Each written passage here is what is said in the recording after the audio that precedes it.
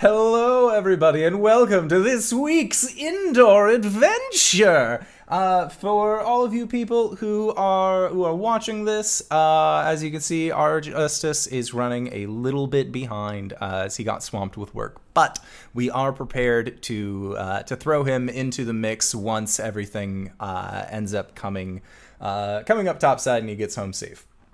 So, last we left off, we had Gwen and Cori playing matchmaker between Tavrel and JD Hammerfell, and it seemed to work pretty well, off without a hitch, I would say. But before that, our three friends had actually, the three that are currently here, had gone off to the woods not far, about an hour, 2 hours away from where you guys were actually staying, where you'd cut down some trees. And then, hearing the sound of an owlbear being cut short, you decided to investigate deeper into the woods, where you found that it had been attacked and slain by a pair of cave fishers, a typically subterranean creature that had found its way into the woods. After taking care of these creatures, you decided to carry these 75-foot-long trees 2 hours back to town as just giant logs, just going for it. Oh snap! What up, very random butterfly? Welcome back. And it has been a time for you guys. As you have had this kind of side adventure, Caelum has had to deal with the pressures and with the struggles of having to perform the ceremony rites within the town of Silt Creek. And it's been a rough bit for our sweet boy, as he's had to deal firsthand with the morbid nature of this event. But you guys ended up reconvening and hearing a song called "The Day the Dragon Came," which seemed to be echoing through the town and actually giving people a lot of hope and a lot of strength in this time of need. But that is where we are going to pick up last we left off, which is Cori and Gwen, you two have just gotten done talking to JD about Tavrel, and Blake, you were borderline passing out in JD's house, sitting on the ground with Cybra resting in between your legs. So, yep. What are you guys currently attempting to do? As you know that you only got enough wood for 4 pyres that would fit about 9 people in them, and so you know that you actually do have a little bit of time, and it'll take some time and some effort to actually be able to go out and bring as much wood as need be. Luckily, you picked up a cart with a familiar horse carrying it on the front, as you seem to have offhandedly purchased one Parnell, now Peter's cart.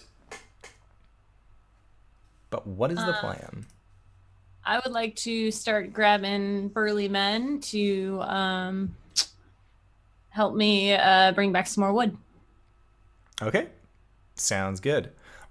So make an investigation check as you search around the town for these burly men that you are so seeking after. Yeah. It's a 15 on the dice. That can't be bad. It's a 14. All right. So yeah, with your 14, you end up finding a handful of these burly men's that you had so sought after, and you find but one of them that you had actually tried finding earlier, this fellow named Torm, that JD had recommended based on his strength, was actually one of the people that had been aged by the ghost, and so what was a 24-year-old man was now a 55-year-old man. And he just did not really have it in him to really go about the routine of picking up wood. But if it came down to driving a cart or doing more of a thinning job and like trimming up the sides of the trees as you guys felled them, he would be willing in order to do that. So you end up getting about 4 people that are willing to join you and your crew come the morrow to actually set out and get more wood for the funeral pyres. As they had taken the better part of the day to really set up the way that the town is kind of going to function now that there has been such a drastic drop in population, as the town itself was not exactly the most populated to start with. Okay. So we're all starting off tomorrow. Yeah. And okay. So Gwen's probably going to go try and procure some alcohol and then get drunk in some sort of isolation that she can find herself in. Sure. Make another investigation check. 2. Sorry. Bless you? No, that was a cough. Which I don't think I muted for the actual podcast, so sorry. But yes, so what did you get on your roll? A 2. Okay. So you end up finding with your 2, kind of the remnants of alcohol and booze that had been left out from the celebration of the Hollantide Festival that you guys had saved the town from. So a lot of it is flat. It'll still do the trick. It just won't really taste all that well. But you do end up, but you do end up finding enough that you know that you could get properly sauced over the evening. It just won't really taste all that well. Okay, I will do that. Okay. And then are you heading back out to the grassy field that you had gone to the previous night with Blake, or are you just trying to find a spot in like an orchard or kind of outside of town? I'm thinking like a barn. Okay. Or like an enclosed area where I can be, I mean, with animals is fine, but by myself. Sure. So yeah, I would say with your 2, the closest that you end up getting is the pigsty that you had fallen asleep in the night prior. Solid. So, I'll do that then. Yep. So you are just hanging out with some pigs, getting shit-faced. Mm-hmm. Cori, what is your nightly plan? As you have seen that Blake has kind of passed out and is going into the lulls of sleep, having exhausted himself carrying such a heavy tree for hours on end yesterday. I'm going to babysit the pup. Okay. Sounds good. So yeah, after while Blake is sleeping, after a couple hours, you actually hear the pup starting to stir. And if you would like, you can actually like just go over and pick pup up and then bring it out. So how would you like to train this pup? What would you like to teach it? Or are you just getting it more familiar with yourself, as your last interaction with this pup didn't exactly go as well as you thought that it would? Yeah, I think it's just more familiarization.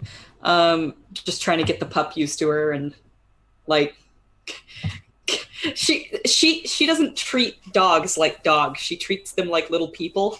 Okay. So she'll pick it up and then like sit it down and apologize for how poorly things went before, and she's just going to sit and talk to the puppy. Okay, sounds good. Make a animal handling check. I do that. Come here, you. Where'd my tower go? Oh, I'll just roll on the table like a normal person does, like a peasant. What? Dice tray. I don't think I'm even trained in animal handling. Why did Gwen think I was good at this?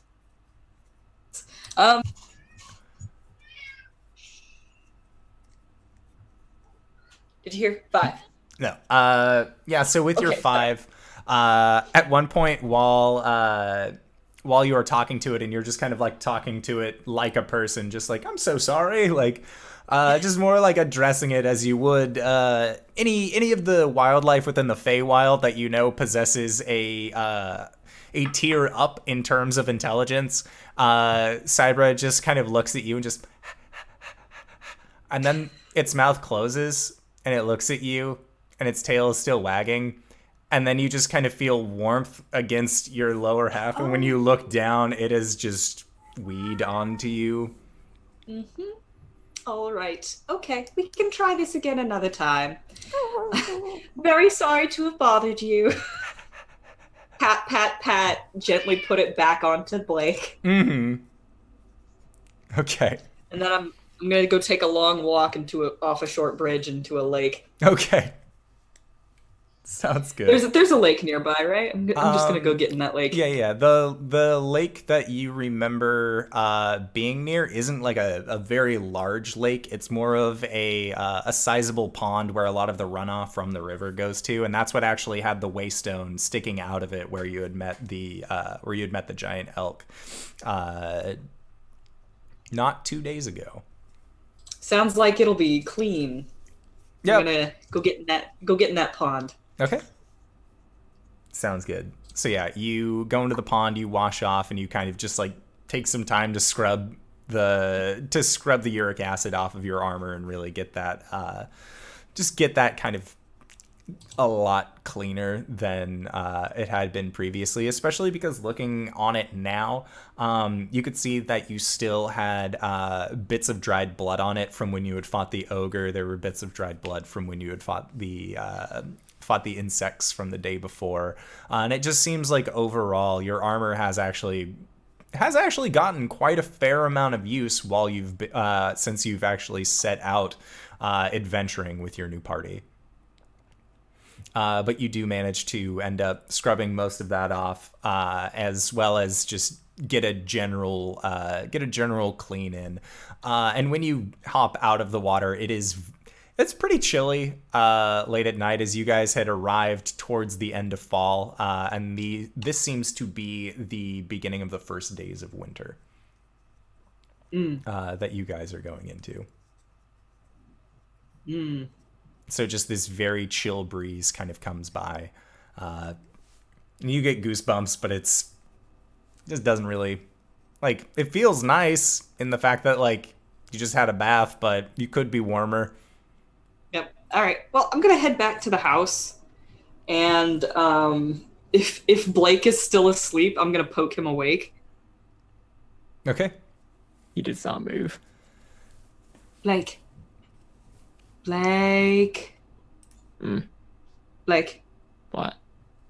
Blake, I need you to tell me, what day is it? DM, what day is it? I'd been thinking You don't have a calendar prepared? No, not yet. Tuesday. Working on it. It is... Tuesday? Monday. You know what? I have one prepared. It is the first day of Nelduan. First day of Nalduan. Okay, that's... Does this weather seem seasonable to you? Is it about right for this time of year?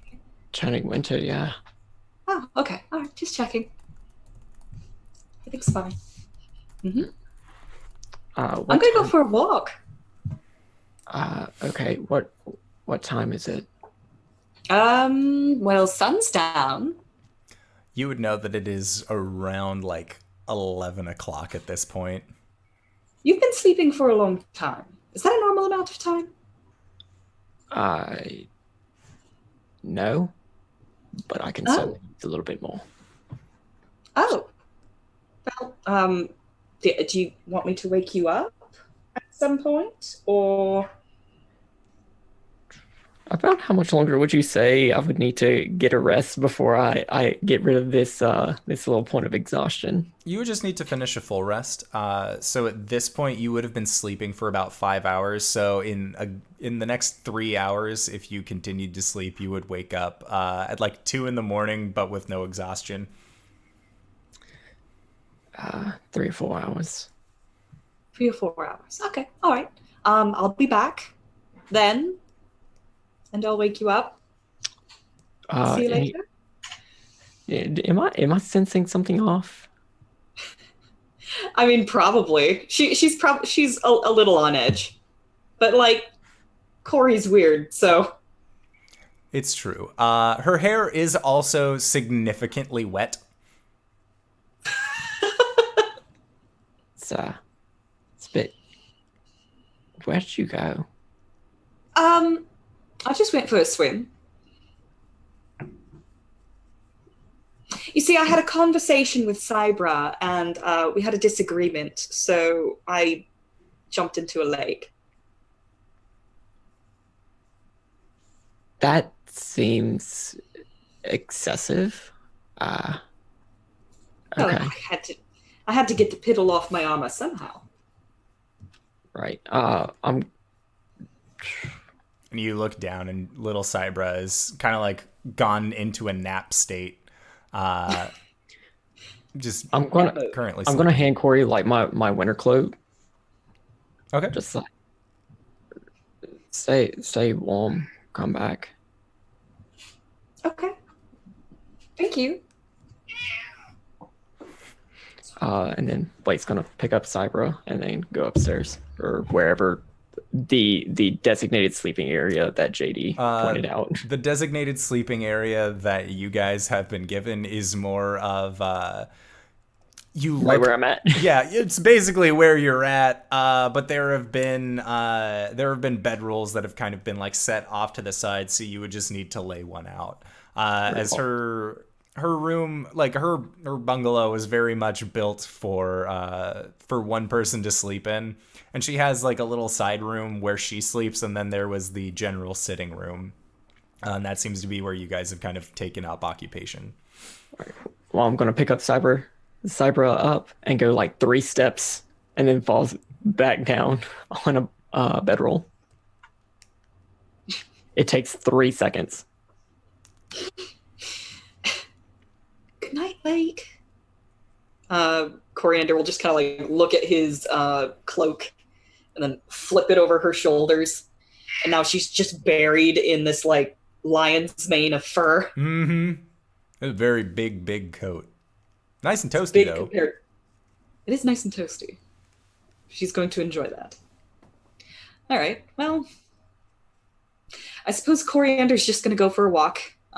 See if Caelum needs any help. Check on JD and Tavrel. See if the lovebirds are getting on. All right. Oh, there's our boy. Welcome. Oh, man. And because of the way that things transpired last week, all I had to do was hit a transition button and everything's fixed. I didn't have to fuck with the layout at all. Hey. Hey. I'm gonna go mute myself now.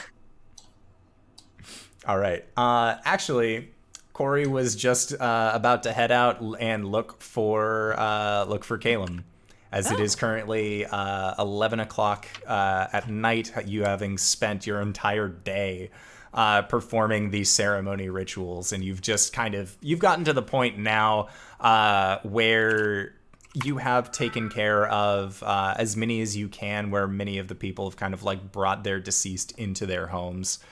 So you know that it's towards the evening, but you were just kind of having this moment to kind of catch your breath as you've been running around all day. So Cori, when you end up finding Caelum, he's kind of just sitting on this long fence, just sort of. He still has his priestly vestments on, but he's more of just enjoying the night sky. I bring him a snack. And a cat. There are many stray cats in Silt Creek. The snack is a cat. No thanks. I'm a vegetarian. No. I bring him like a bag of seeds, like some toasted almonds.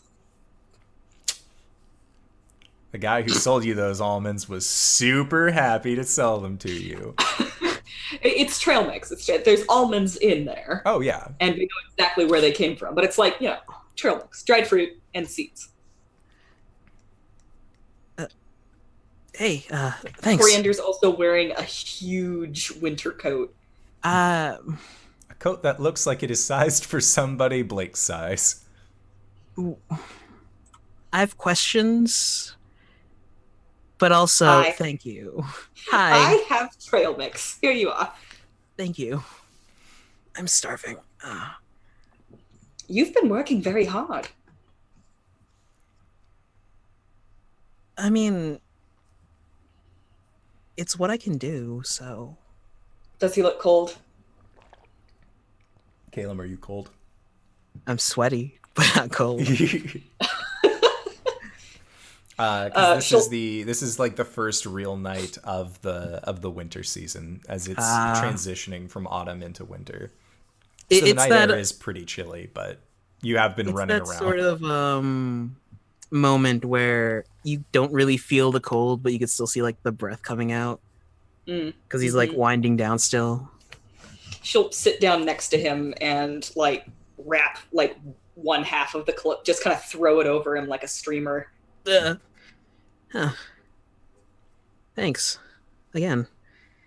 They'll just sit elfed together, like under the cloak. So winter's coming. So I keep hearing. Mm-hmm. But it looks like it's going to be in season, so everything should be fine. What's that supposed to mean? That winter's always in season. I get, unless you like lives in the southern hemisphere where like it's hot all year round, or somewhere like tepid climate wise. Monsoon season's a thing. Well, the seasons are just places in the Feywild. I'm not used to this changing according to time. So, depending on what hemisphere you're in, do you have like a monsoon form? What's a hemisphere?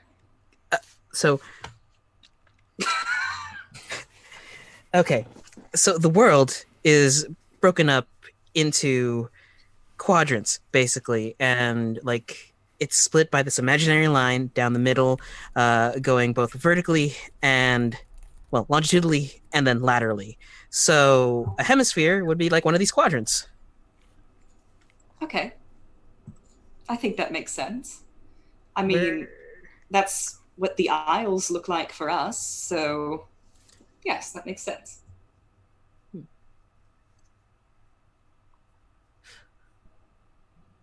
Does this mean you get all weepy?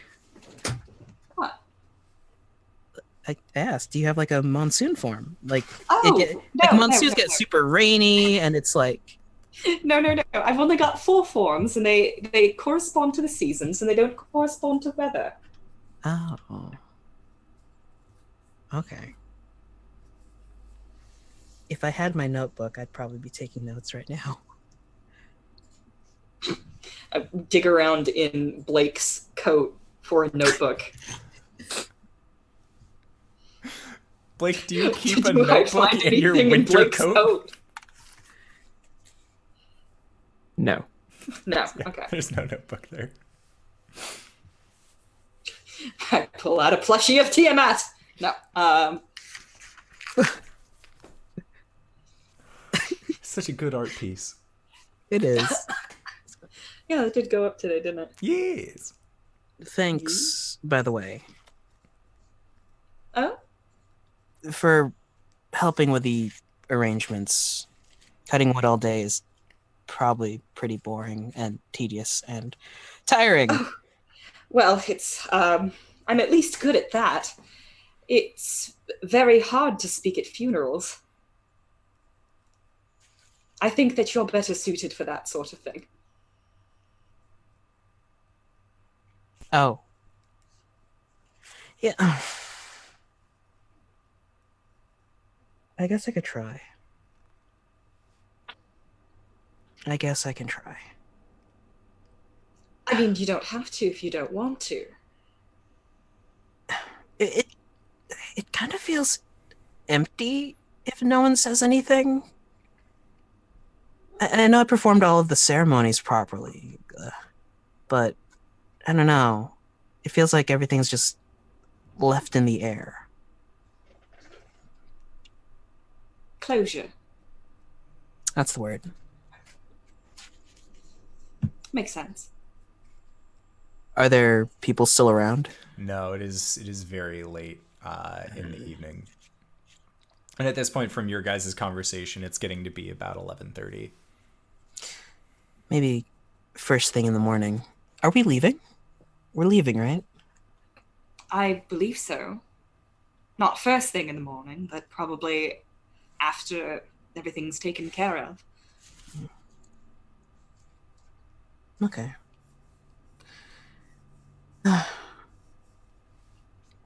We should get out of the cold.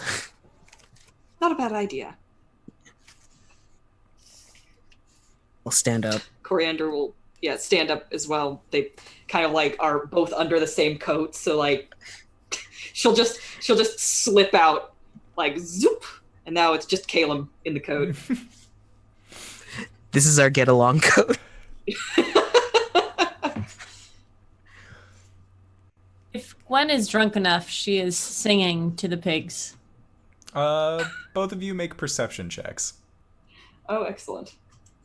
When One of us has got to get this. We're elves. Oh, we're elves. What do your elves' eyes see? What are your elf ears hear? What is my 15? 18. Yeah, you both hear Gwen's voice kind of ringing through the night air. And as you guys are on your way to a warm place, you end up passing by, kind of trying to narrow down on where this song is coming from, until eventually you see this pigsty that's kind of been set up. And looking in, you can see that there are a good 4 or 5 pigs that are all asleep, except for one that is nestled up next to Gwen, who is currently just sitting in this like kind of dirty mud pile with a lot of empty bottles just kind of spread out around her. And she just has this pig by under its jaw and is like looking at it in the face, just giving it this serenade. Should we leave her in there? And may the miles be still to go, but under a tall tree I will lie, and let the clouds go sailing by. Should we leave her there? Do you think she'd want us to take her home? I like poke my head over the fence. Caelum? Hi, Gwen. Hi, buddy. Cori pokes her head over the fence. Cori, were you guys out on a romantic evening walk together?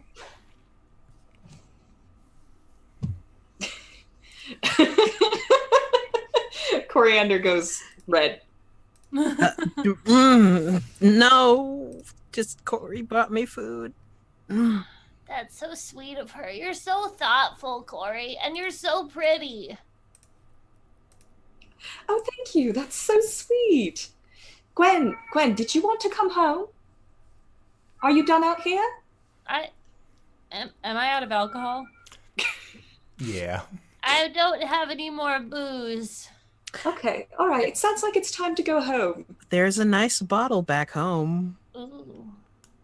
Of what? Stone Drop Ale? That sounds delicious. I might need help. Okay, all right. No, I know what to do. She gets in there and just footballs Gwen under the arm. What? She's getting good at this. Okay. Caelum, is that a new coat? Yes. You look fabulous. Caelum was just like a toddler who's wearing a really puffy jacket. Like, thank you.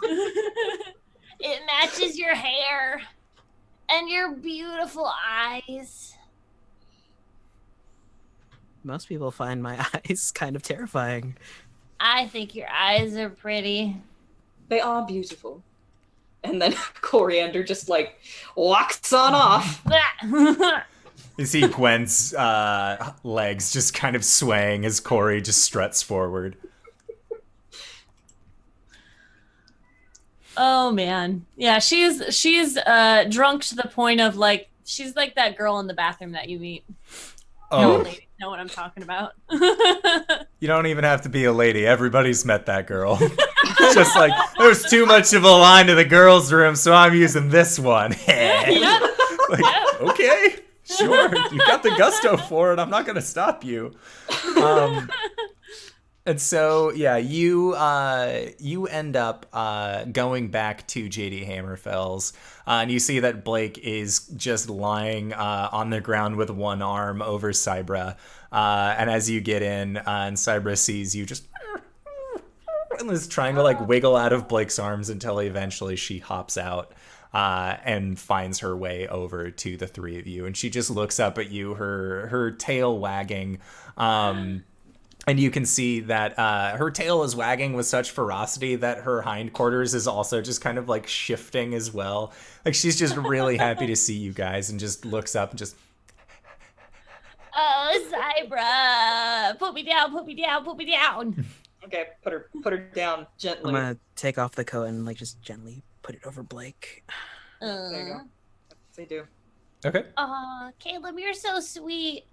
Did you know that I think Blake and I had sex, but I'm not sure. Oh my. Yeah, you guys were gone. I was drunk then too. Good for you. Yeah. One day I'll get the two of you too. Not like that. I mean laid. I meant take another laid. dip. Sorry. Her walks out. And so, yeah, Gwen, you were there with Caelum, and Cori, you just walked back outside. Okay, yeah, so Caelum, Gwen is currently just like kind of like aggressively petting this dog as one does when they get kind of inebriated. Just like, oh, this is the best thing fucking ever. Especially because Cybra is size-wise much more appropriate for Gwen. Mm-hmm. And you can just hear Blake's kind of heavy breathing as he continues his deeper sleep. Caelum's gonna rummage in his bag and pull out a water skin. Okay. And just walk over to Gwen and go, this is gonna help. It's very good. Ooh, what is it? What you got in It's your called- special bag? It's called water, and you should drink at least half of this. I look at him, I take it, and I like pull it out of his hand and I say, I'm watching you. Okay. And I Caelum, drink the water. make a perception check when you were rummaging around your bag for water. 17. Okay. While you were rummaging around, you had kind of gone through the flaps and sacks to really like find where this was. And as you were looking through, you ended up finding what looked to be about the size of one of your books, and it was kind of tucked in with them, but you see that it just has this very nice deep blue coating over it. And as you kind of look at it, as you looked at it while you were getting your water, you'd seen that there was just this nice kind of silver thread that had been wrapped over to kind of like keep it nice and tight, like a little bundle. It was very much like eyebrow raise. And he's after he finishes giving Gwen the water, goes back to his bag and picks the book up. Okay. And it is just it feels like a book, and when you put your hand on it, you kind of feel that reassuring thump of whenever you touch against a larger book. But and looking on the front of it, you actually see that there is the outline of the same pattern that exists on your shield, where it is the set of two eyes as well as the stars that kind of ring around it. I'm gonna open it up and like flip around to see if there's anything I can read. Yeah, you can actually read all of the text that is in it. And when you open it up, much in the same way that people who give books to each other as gifts will leave a little note in the front. You see in this very nice silvered lettering, and it says, "When you are in doubt, look to the texts." And then as you flip through it, that is your spell book, as you have taken your level in Wizard. Yay. Things are gonna get wild. No, you didn't take Sorcerer, you silly. Not yet, anyway. I'm gonna take all the caster classes. I want to be a druid today. All right, so yeah, Caelum, you have this book, and you are currently just sitting. You're sitting in JD's house with you, a very drunk Gwen, who is currently petting Cybra, and a passed out Blake, as Cori had left earlier. So are you just staying behind to read through this text, or what are you doing? Yeah, he just like almost ravenously is like flipping through the book, just like, oh my god, flip. Because you had read books like this before, but they never really made much sense. But as you kind of read this one, it's laid out in a way that actually helps explain arcane patterns and arcane ritual to you looking through this. So that allows you to now cast arcane spells as you have a better understanding, an understanding you did not have previously. He's gonna like look at it for look at a spell for a second, outstretch his hand, and then cast Mage Hand to like appear palm up in front of him, and he puts the book down. Oh, I'm gonna get so much reading done.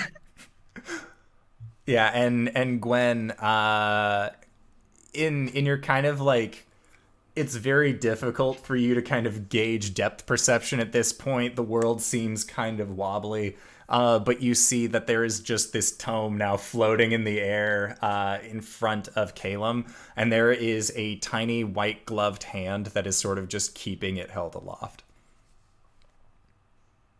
Oh shit, man. I'm gonna go to sleep.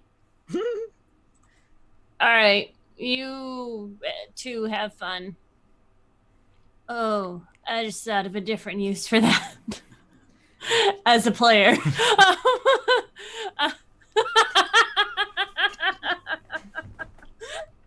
Sorry, Connor. Sorry. I am going to curl up in the nook under where Blake's legs curve, like behind his knees. Okay. Curl up with Cybra there. All right, sounds good. All right, and as you kind of drift in and out of sleep, you just have this moment where it's very hard to really keep your eyes open, and as much as you're trying to like focus on this dog. And as you do, you feel your eyes kind of close and open, and you're still looking at this dog, and your eyes close and open again, and you're still looking at this dog. And as you close your eyes again and open them, you actually see yourself sitting, as well as Caelum kind of just reading this book, as your eyes kind of nod closed again, and that is where you fall asleep. Is having this weird moment of a weird out of body moment of just kind of seeing yourself and Caelum just kind of resting up. And then Cori, what are you up to as you go through the town of Silt Creek very, very late into the evening? I actually don't go anywhere. I get outside the building, and then I just think better of it, and I face step onto the roof. Okay. I'm just gonna trance there for the night. All right, sounds good. So, I'm just gonna keep watch. Alrighty. Essentially. So yeah, you are currently sitting up on this roof. Caelum, make a perception check.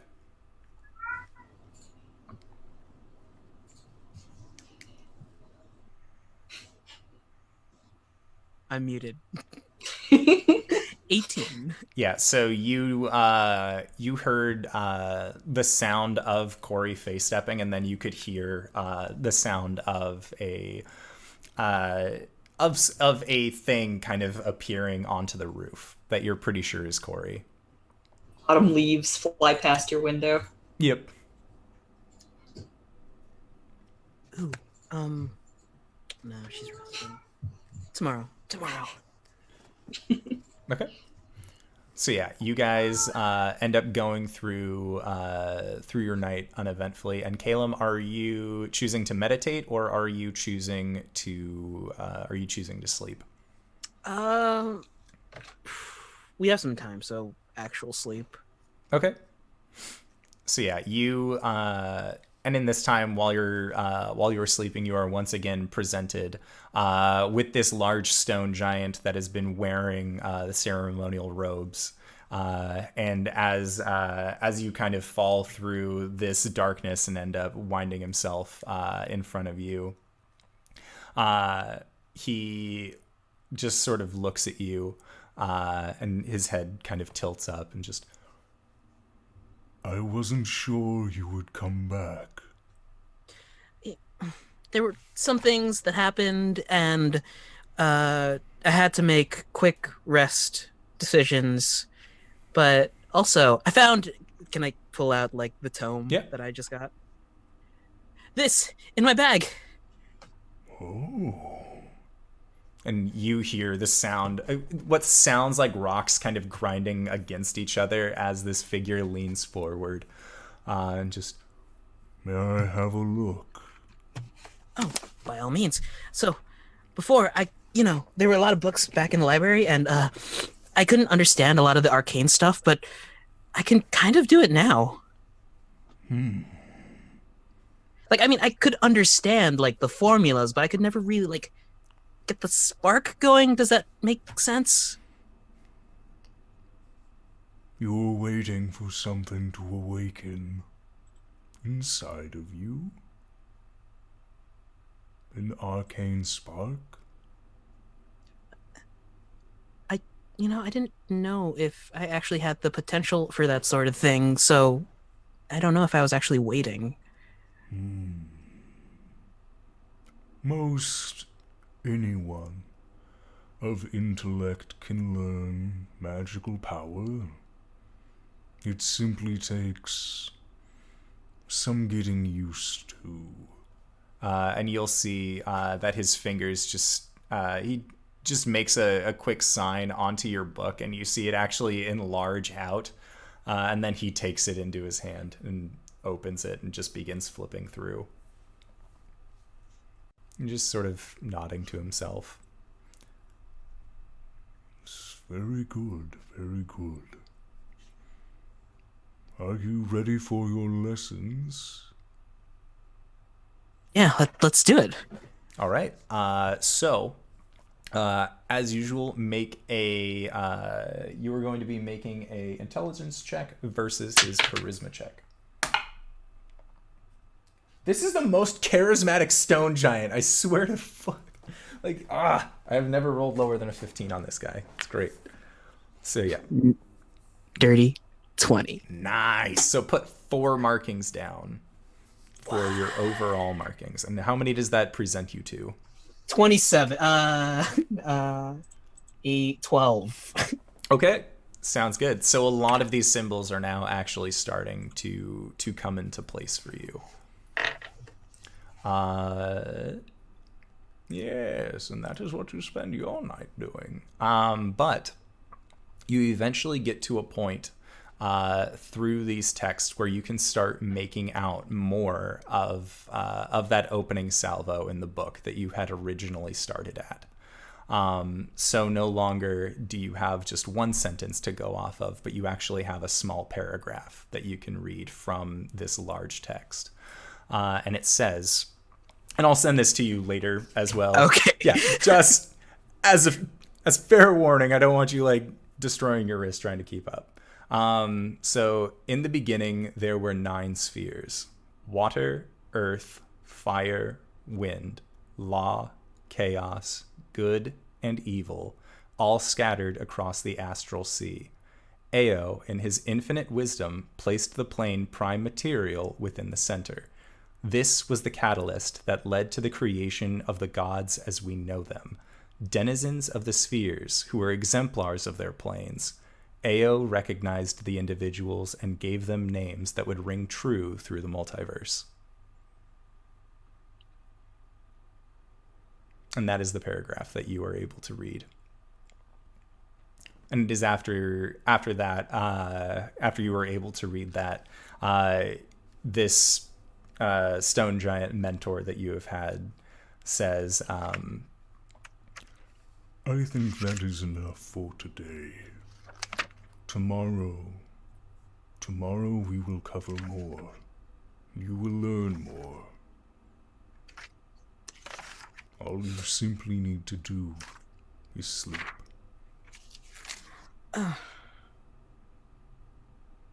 Okay. For our kind, to sleep is to understand.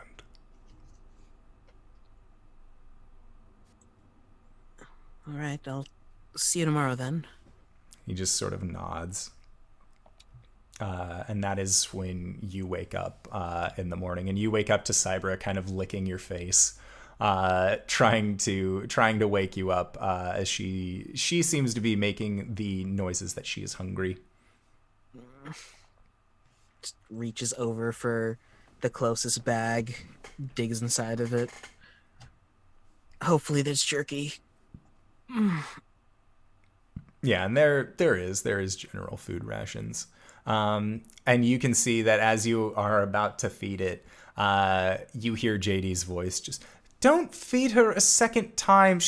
I already gave her breakfast when I woke up." And you see her like coming out from like fully dressed in her blacksmithing gear, ready to go. And you see that daylight hasn't even broke yet.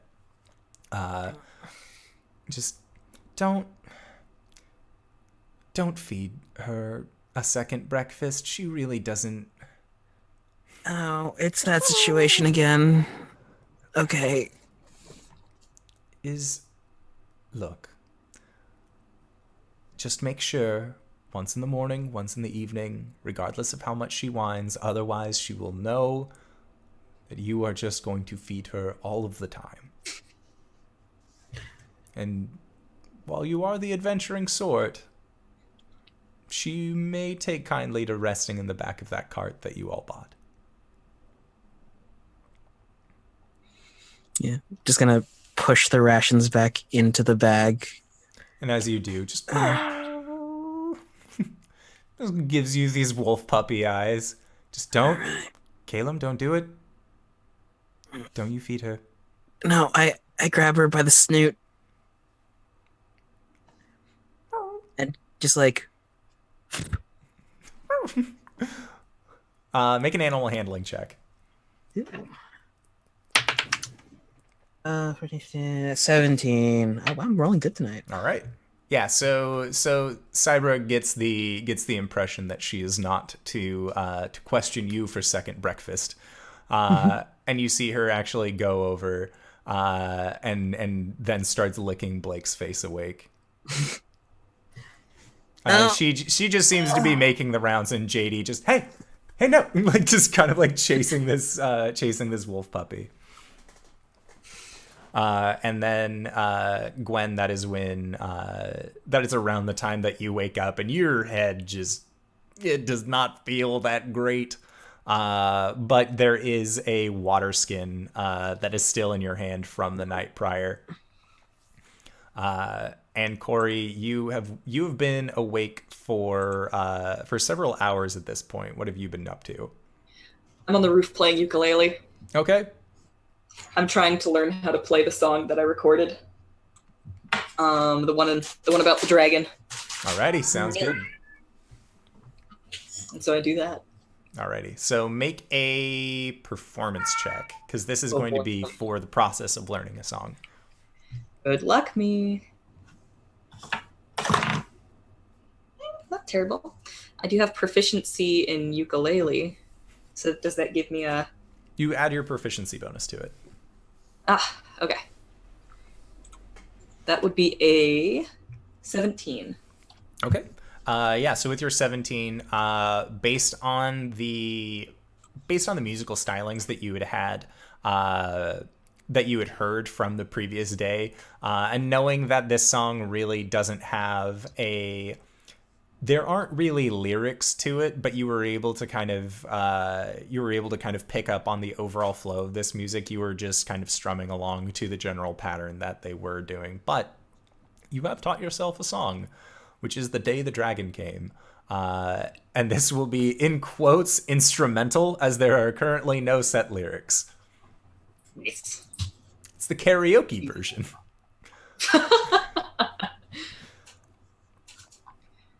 All right, so What's in my note? and then that is when you start hearing voices from downstairs, as you can kind of get the general understanding that people are starting to wake up, and you've kind of watched this town wake up as well, as a lot of the farmers that are still capable of doing so got up early, so that way they could go out and start working in the fields or start tending to the orchards, just kind of getting the last fruits of the season that were a little late to fall. But yeah, your friends all seem awake, and you can actually see that there is a group of about 5 individuals that are making their way towards JD's bungalow, and you would know that these to be the people that Gwen had initially contacted about getting more wood for the pyres. Oh, excellent. I'm going to swing in through the window. Okay. So yeah, you guys are having this mid-morning conversation about whether or not you should feed Cybra a second time, as JD is very much like, please no, please no. And then just through the window shoots in Cori. Just center, like just 3-point landing into the middle of this group. And JD just, can't you just use the door? I have a door. It's a very nice door. She's an elf. I can't use the door. They're using the door. And then I imagine at that point they knock. Yeah, and that is when you just hear this. And JD just... and she opens up the door, and there is just a group of 5 individuals, and one of them says, We were told to come here in the morning as we were gonna go pick up some firewood. A little one, that one. Hi. The halfling told us. I need someone do the thing that makes me not vomit, please. Oh, Do the thing. I put a hand directly onto her head and lay on hands 5 points to get rid of her hangover. You've got to stop doing this. You're teaching me that I don't have to, and I run out to the guys. I knew nothing about teaching bad habits. Oh, hello, Cybra, and I toss her some food. And Cybra just greedily eats at it. Just had a discussion about feeding the pup. All right, boys and girls, it's time to get some work done. That means you guys too. You have to come with us.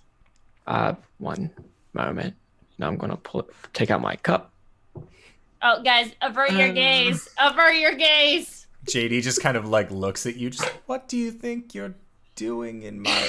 Oh, like she just like kind of reacts in horror as you just slice the palm of your hand as blood begins to drip into this cup. I do not use a knife this time. Ooh, do you just like squeeze it with your new dragon nails? Yeah. Nice and gross. I love it. I am trying to change my camera back. There it goes. Nice. Just comforting JD. Oh, it's all right. He does this. A lot. Oh, Every day. That's an interesting waking ritual. Dragonborn, man.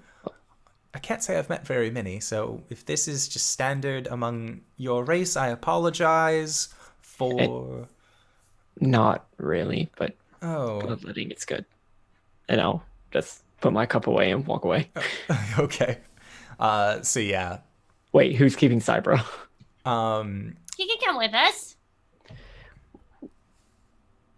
we're going to be loading wood into the cart, so I There guess could it's fine. be more owlbears.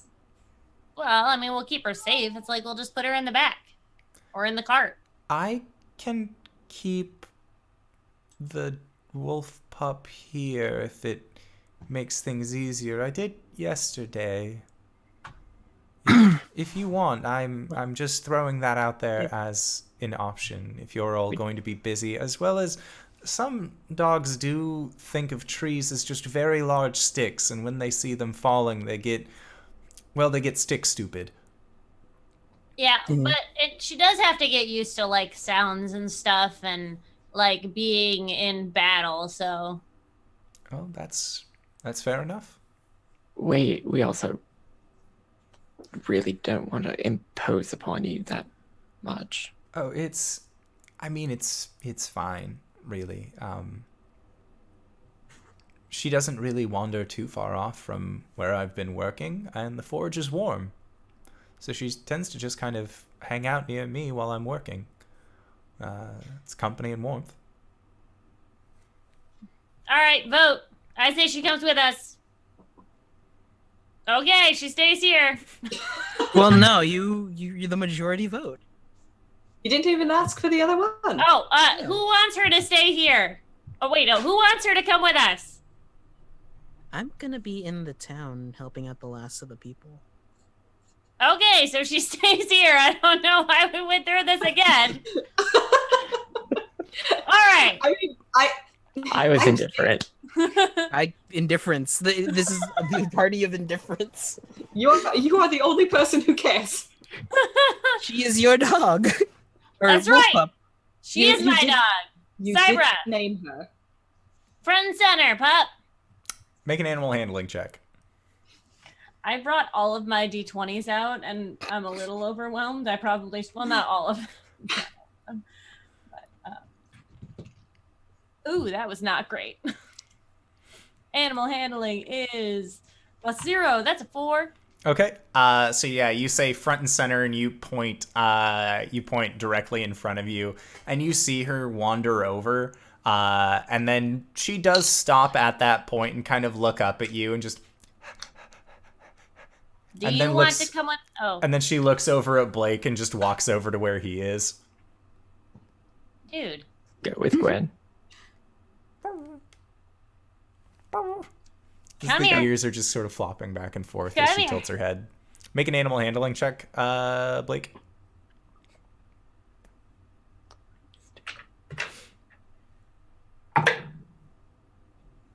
$21. Yeah. So just walks back over to Gwen. Yeah. Yeah, you're going to be my mount one day. Get ready for that. And I'm going to start yelling at the guys who are outside and to get to the cart, and we're going to... All right. I'm going to lead the charge. Alrighty. So it is Blake, Gwen, and Cori. Are you also going down to chop down trees, or are you staying behind with Caelum? I'm gonna come to chop trees. Okay. That's what I'm good at. Sounds good. So yeah, Caelum, you put back on your priestly vestments, and you head out to the. You go back out to the car, or not to the car, bleh, to the town. Get in, loser. I do sneak some trail mix into Caelum's bag before he leaves, though, Okay. because that boy forgets to eat. I connect with that so much.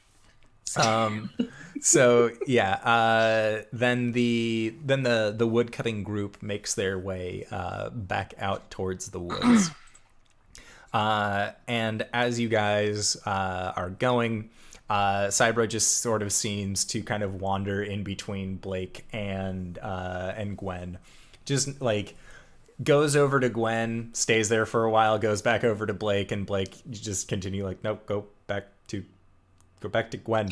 And so she'll go back over to Gwen, and then she'll come back over to you after a little bit. Can I start working on heal? Like getting her to heal? HEEL. Oh, yes.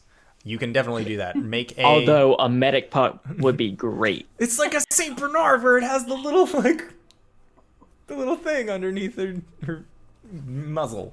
Yeah, so make an animal handling check. This one's not going to go so well. 17. Yeah, no, you seem to... There's something about a large dragonborn saying, here, like, keeping this dog, like... Cybra, she was feeling a little rowdy on your guys' way out, but as soon as you started actually talking to her and giving her these commands, she seems to actually be picking up on them fairly quickly. So yeah, she is following your guys' orders, and then you continue to make your way to the woods. And as you get there, you can see that there are ruts that have been... that had kind of been like driven into the road from where you guys had dragged 3 trees.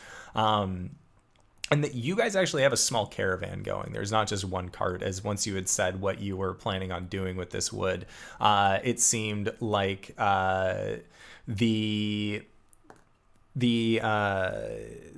Torm, the man that you had talked to yesterday, who is now much older, actually is bringing his cart along as well. So that way you can get, you guys can maximize the efficiency with the amount of people that you have.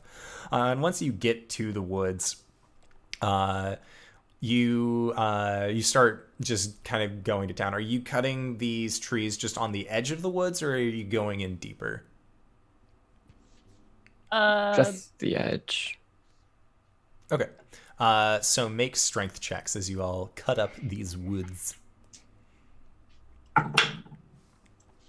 Natural 20. Nice. Fuck you.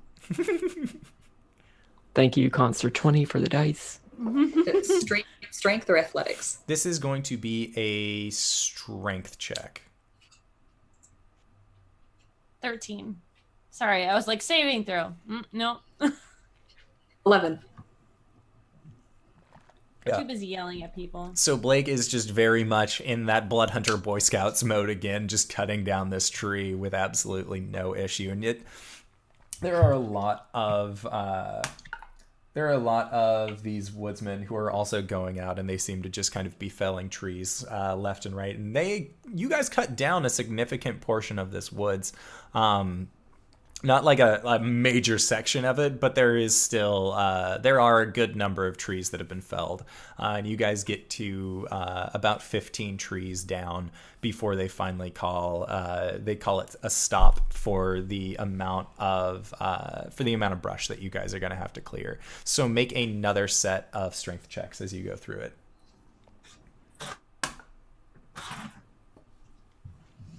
12. 9. What'd you get, Cori? 6. Okay. So yeah, it seems like the woodsmen here, this is kind of where they're shining more than what you guys had been doing previously of actually cutting down these trees. There is a lot more finesse in the way that they are actually going about this than comparatively to what you guys had actually been doing the day before, which was very much like, okay, I got one branch off. I got another branch off. I got another branch off. They actually they bring out these long kind of bandsaw, I think is the proper term, where it's just that long kind of warbly saw, but they set it up so that way when they start cutting, they can actually get multiple branches at a time, and it expedites the process significantly so. And you guys... Oh yeah, I don't use my axe at all for this. None of my axes are being used for this. Yeah, they had all brought axes and everything to actually go through the process. So you guys have woodcutter's tools for this specific occurrence. And as you continue cutting, it goes by for about 2-3 hours, and then I would like you guys to make a perception check as you do.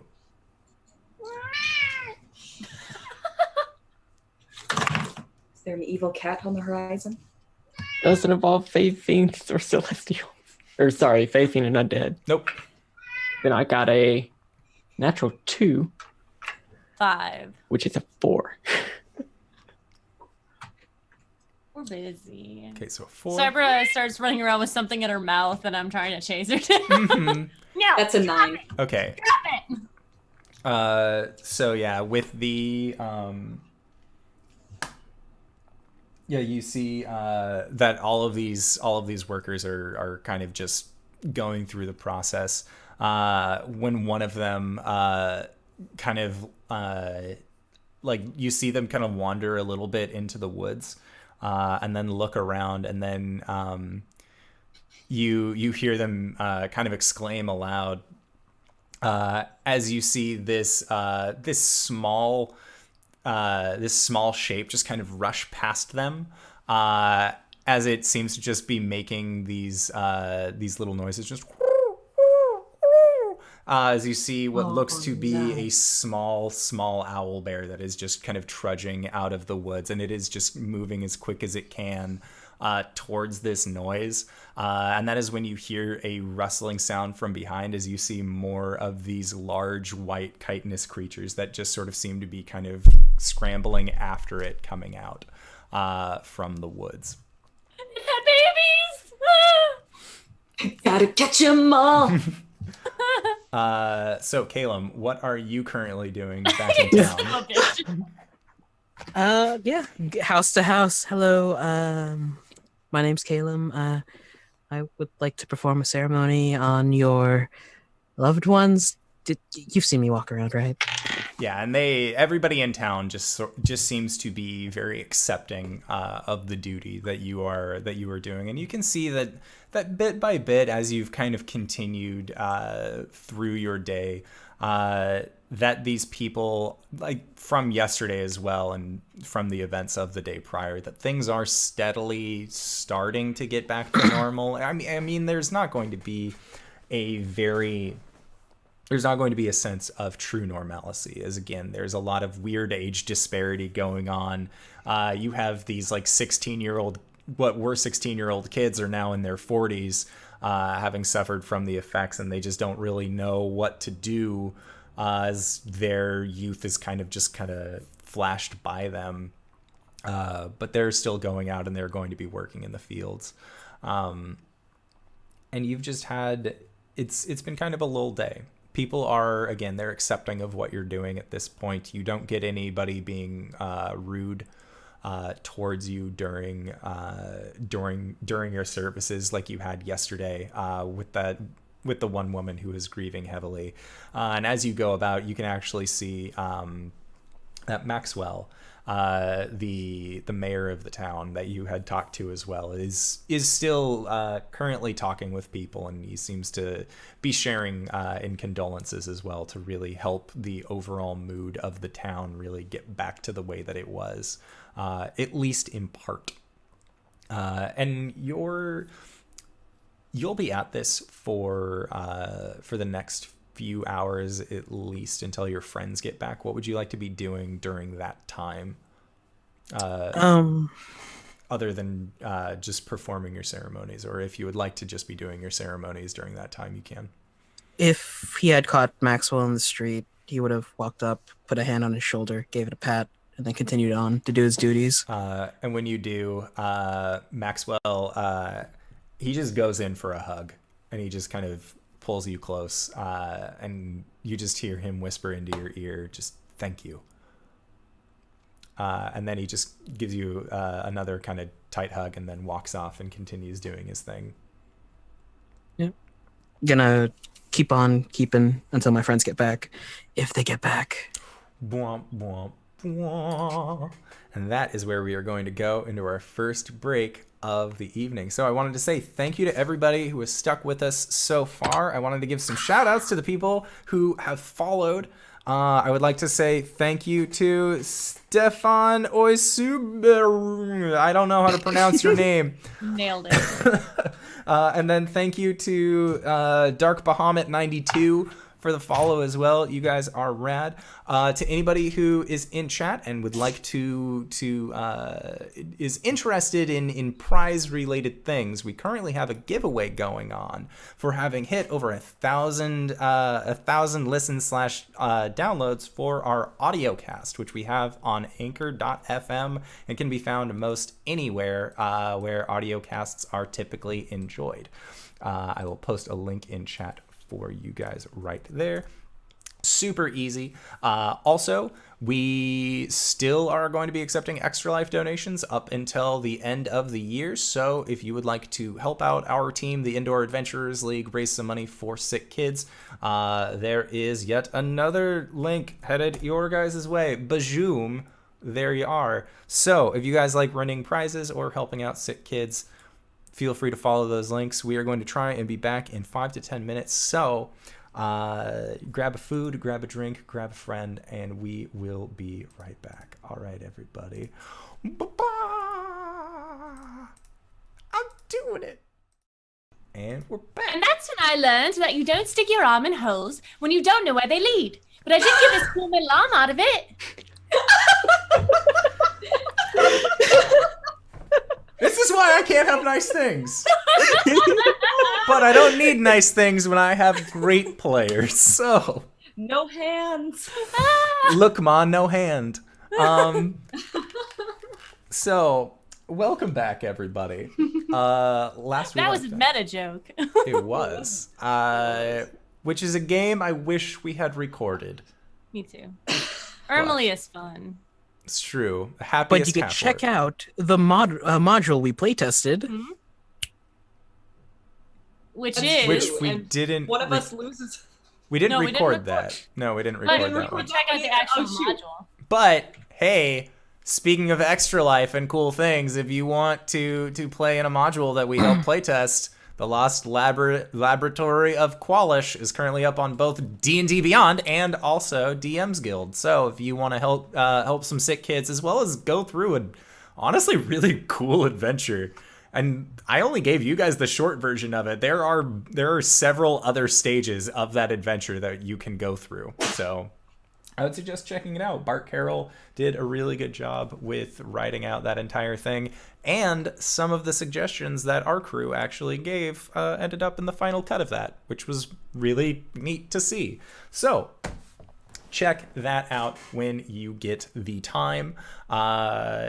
It's rad. It's really cool. But last we left off, I believe that we were going to be getting into some initiative as the three of you guys, the woodcutting crew out there with 5 woodsmen, can currently see that there are what appear to be 3 of these cave fishers clambering out of the woods towards you guys. Yes. Trace. I'm sorry, but 3. 3! Oh, we got this. I got a 16 on my initiative. Okay. Gwen's ready.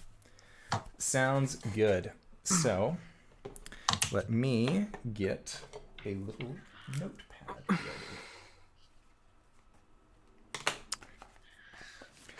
So, we have So it's gonna be fine, Caelum. Blake, No, Cori, Gwen, Wood Yes. Guys. so I'm not there, but I decided to have a little fun and roll my initiative as well. Yes, Did we it got happen? child. I'm not there, but do you know what happens when I roll a 1? How is this a thing? This is like... I should get a dice cam just for this. I just don't even know how this is possible. Every time you've rolled for initiative, straight 0. No, there was one time where I got like a 13. I think that was when you guys were fighting against the Bard? Yeah, I rolled Harv kind of the high. Bard. Yeah. I'm telling you, we need to get the stats going because Caelum and I have just been tag teaming last in the initiative since the beginning. All right. Caelum's average roll is gonna be a 0. Aww. Okay. So, Blake, what did you get? 12. Okay. Cori, what did you get? 3. Okay. And then Gwen, what did you get? 16 Okie dokie. is what I'm pretty sure I rolled. All right, so as these things come charging out of the woods, the woodsmen actually act first in this initiative.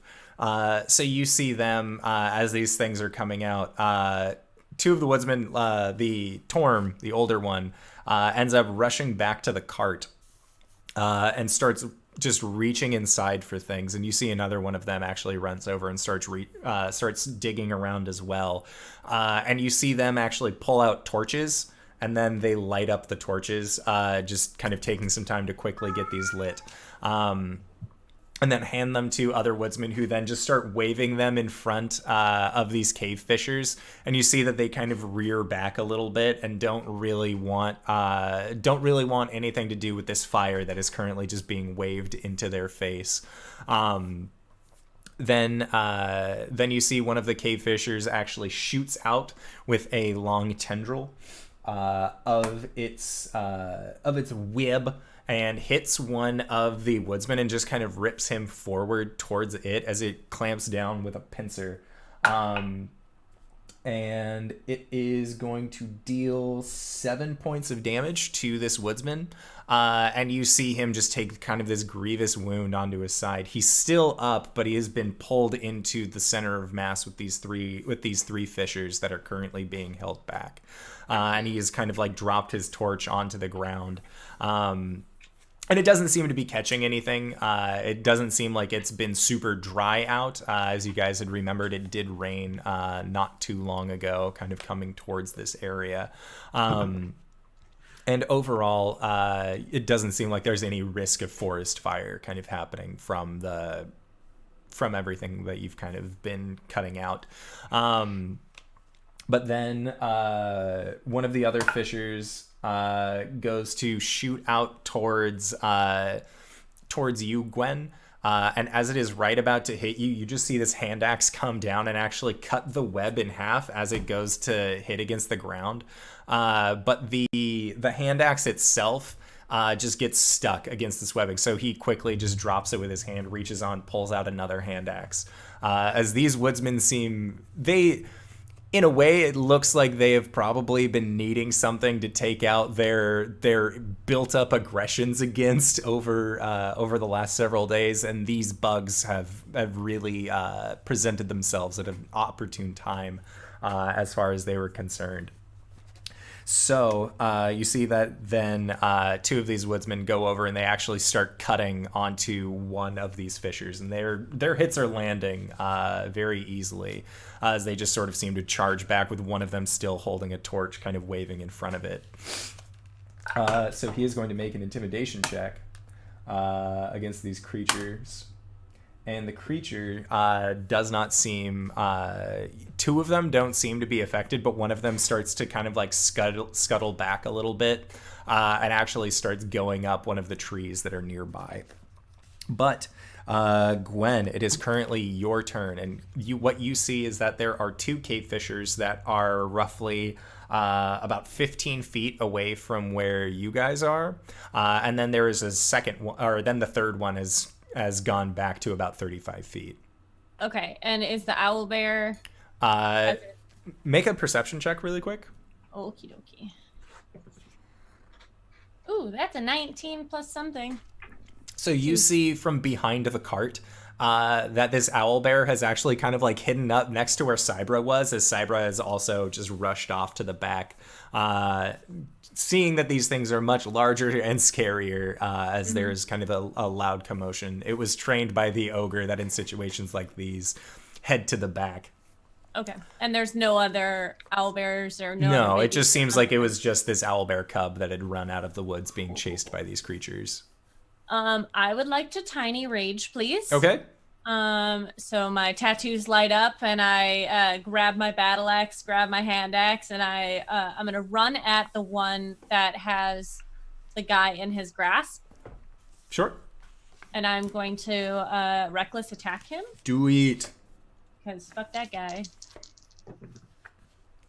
Does a... Oh god, I forgot everything about everything. Does a dirty 20 hit? Yes. Most certainly. So that is with my hand... Or my battle axe. And, ooh, max damage. That's 12 damage. Dang. Looking good. I kind of hope it does... Like, I haven't really gotten to use my, like, sentinel thing yet, or my ancestral protector yet, because I didn't hit anything last time. You hit one thing, and that was you were The one in the tree. Yeah, you hit the javelin. So, and you did 12? Yes. Okay. Sounds good. Yeah, it just lets loose it lets loose kind of this shriek as you hit against it, and you can just see that there is this splattering of blue blood that comes from it. So I'm gonna then try to get between it and the guy if it lets him go. yeah, it isn't letting go necessarily because it doesn't have him clamped down like it did you, as his friends had kind of come by and burned away his grapple, so they had freed him up. But you have placed yourself between the woodsman and these bug things. And the tiny rage is just boiling off of me. Yeah. As you all see that there is just this shimmering Goliath form that is moving with the same energy that Gwen currently is. But rather than having a large great axe, because you would just have the 2-hand axes, right? A battle axe? Yes. And a hand axe. Yeah, so that is what you see this form have as well. And it looks, again, for all you new viewers out there, this is Gwen's ancestral guardian, who is a Goliath, and they share tattoos. It's really neat. Then next up is Blake. Okay, how far are these away from each other? They are in a triangle formation, so 2 of them have a 5-foot space in between them, and then there's the one in the back, and the one in the back is about 35 feet back. Okay. 2 questions. First one, if I wanted to throw a vial of the cave fisher blood to the woodsman and tell them what it can do, would that be a free object interaction, or? I would say that if you are tossing it to them, that would not be the free action, because you kind of have to judge where this thing is being tossed. But there is a woodsman that's near you that I would say a free action would be just be able to hand him that. You wouldn't have to use your action to be like, here, take this from my hand. And then hands on hips and sit there for a while. Like, you're good just being able to hand off the blood, let him know what it does. Okay. I'm just going to pop one out. I'm going to say, coach a weapon, slide it. Then I'm going to light my claws. Okay. And I want to go for the cave fisher on the right of the 2 ones that are close to each other. All right. So that is the one that Gwen has just hit as well. Okay. Second question. Yep.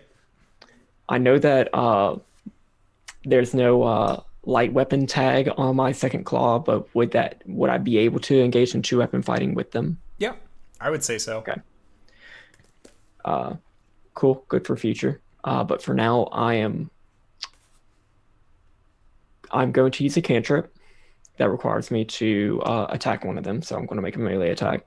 That will not hit. Okay. Sounds good. So yeah, that ends up falling short, and then Cori, it is your turn.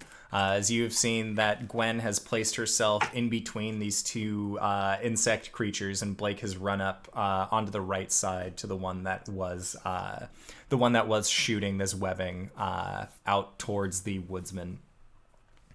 All right. There's a 5-foot space in between the 2, yes. The 2 in the front and the one in the back, right? The one in the back is about 35 feet in the back, as it had been intimidated by the fire that had been waved in its face by the woodsman. All right. I will face step behind the two boys. Okay. And that 7. So one of them is charmed. Okay. Which one? The one on the left is currently charmed. The one that has not taken any damage. All right. When I poof there, and get a good look, and I shout, that one there, don't attack it. And then I'm gonna throw one. Okay. And that's going to be a 17. Okie dokie. So yeah, 17 hits. Roll for damage. All right. Here comes damage. That's gonna be 8 slashing damage. Okay. So with your 8, that is looking pretty good. Yeah. It just lets out this this chittering shriek as you hit against it with your sword. As this other one, you had seen just this kind of flash of orange go over the eyes that it has, as it has what looks to be 6 little eye holes that are placed around its skull area, and all of them just had this quick orange flash over them. But it just doesn't seem to really be in an aggressive mood after that. After you just kind of popped up and charmed it. So that is when the woodsman will go. Ooh. And so based off of your guys' interaction, one of them looks at the blood and then that he had gotten from Blake. And you see him actually pour that onto the end of a stick and then quickly light that on fire as well to make a kind of makeshift torch. And then you see this group of 5 of them actually go up, and I'll just start waving these torches and these flaming sticks to very much intimidate and drive away these creatures. And the creatures both rolled 2s. The ones in front and then the one in the back is also still scared, as the intimidating peoples rolled well enough that you actually see them start to retreat back into the woods. The one that is currently injured will provoke an attack of opportunity from the 3 of you that have kind of bundled up against it, so you guys can make attacks as the others go backwards into the woods. 15. Okay, 15 falls just short of being able to hit it. 22. 22 will hit. I did not hit. Okay. Oh, max damage. Woo! It's going to be 13 slashing damage. And I don't know if I can add a smite on top of that. Smite should just be whenever you make an attack, I think. Smite just happens, huh? I could have smote before. Rawr. But yeah, that one is looking mighty injured as you crack into the top part of it with your blade once more. But they all go back into the woods, and you can see that one of them is just kind of like hobbling as it does, leaving this trail of blue blood as it continues back. But as the woodsmen continue to just like throw their fire in front of it, that is when you guys kind of come out of this combat state, hearing just this. As you just see this scared little owl bear cub kind of looking out at the lot of you from behind this cart, and one of the workers just goes over, and you hear him going, "Shh, it's okay, it's okay, it's okay," as he's trying to just kind of to calm this owl bear cub. And you guys looking over, you can see that Cybra has kind of put herself into one of your guys' bags. And you can see that her tail is currently just laying flat against the ground as there is a whimpering sound. As she had been taught by the ogre that when combat starts, get in the bag. Oh, Cyber, it's okay. I'm gonna go over and I'm gonna like try and get into the bag too.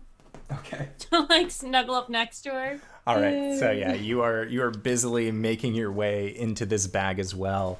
As these woodsmen actually come up to, you see some of them actually starting to get as much as they can of this blood into vials and containers, and it looks more like a mason jar or like a small ceramic container that they're just kind of quickly putting stuff into.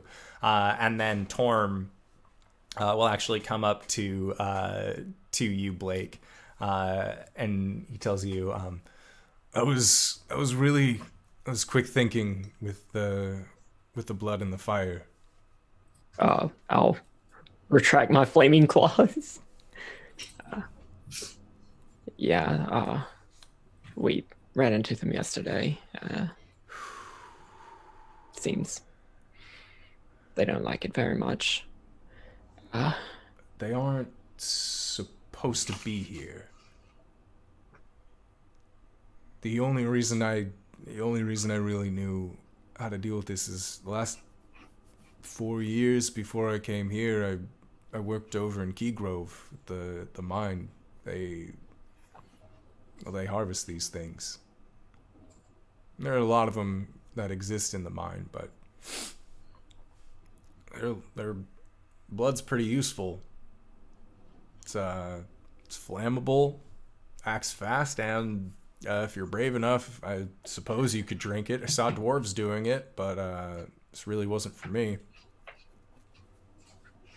That seems gross.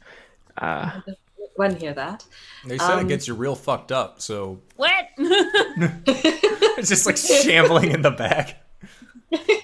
I'm stuck Just in the moving around inside the bag. It's just like.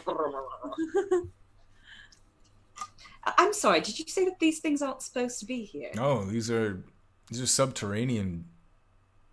They don't usually come up above ground.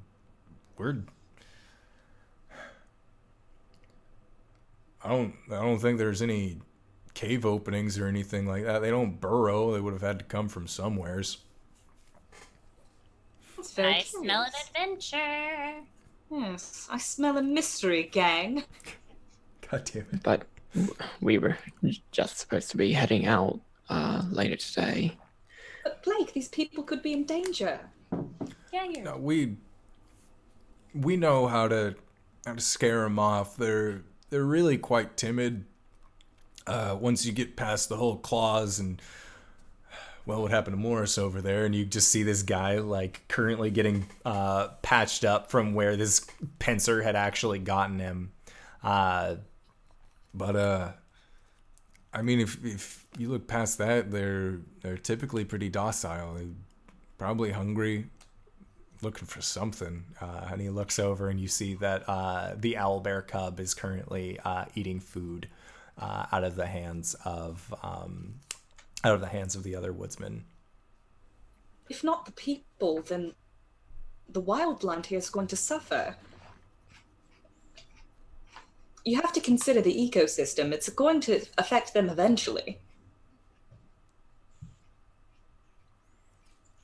I don't think he gets it. Get out of here. Well, I mean, if you guys said that you came across some yesterday and there are more today, we might be dealing with a hive-like situation. And if that's the case, we'll have to bring a lot more people back, and we'll just do our best to chase them out. Just get them out of this woods as quick as possible. But otherwise, well, it seems like we're pretty much done here for the evening anyways, or for the day, because it's midday at this point, because you guys had set out to actually cut logs around 8 in the morning, and then had actually gotten to the spot around 10. Several hours had gone by while you felled all these trees, and so now it's getting into the early afternoon. Once Gwen kind of calms down Cybra, she's gonna go over to that owlbear cub, and she's gonna if it'll let her, she'll like pick it up and hold it in her arms like a freaking child with a cat, Okay. and go up to Blake and be like, do owlbears usually have more than one cub? You are greatly overestimating my knowledge in owlbear. Sorry. Do owlbears normally have more than one cub? What if there's one lost in the woods, guys? I don't know what an owlbear is. Oh, we have to go back for him. Someone go get Caelum. They don't have litters.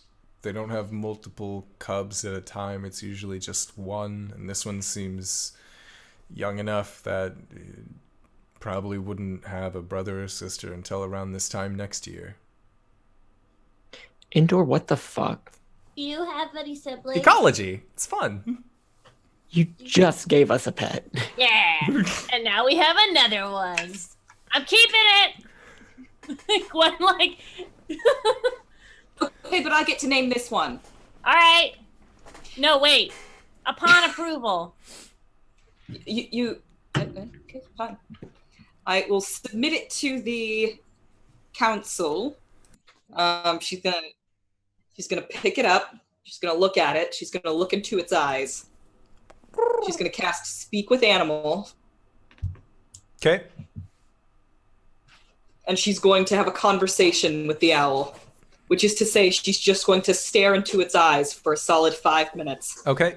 And as you do, you get no responses back, as your Speak with Animals only affects beasts. Owlbears are considered monstrosities.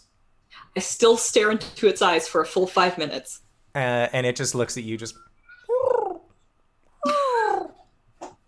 its little beak kind of opening. That's freaking adorable. And you just see this long avian tongue just kind of come out of the side as it just kind of begins nervously panting as it has been picked up by several people and also ran. Yeah, by several. And also, it's also a wild animal. Yes. I imagine eventually it starts just like turning its head completely around, like you seeing this? Can somebody help me out here? Yeah, and it just kind of she's gonna hand it back to Gwen. Socrates. Socrates? That's a Socks for long short. name. What is it? Socks for short. Socks. I like it. All right, Socks. You're our friend now, and I'm gonna like do the thing where you like pet it, and I'm assuming it like flattens down. Oh yeah, no, there is a lot more. There is a lot more poof on this thing's face. Mm-hmm. Then- And I'm gonna put him in the cart. Okay. I don't know how to sex a bird or an owl bear. That's fine. I mean, it should have mammalian parts. Yeah, the lower part is mammalian in nature, and you see that this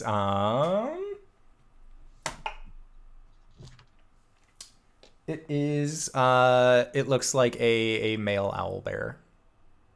All right, Sax, you're our friend now. We will protect you. And I'm gonna say something to it in a giant speech.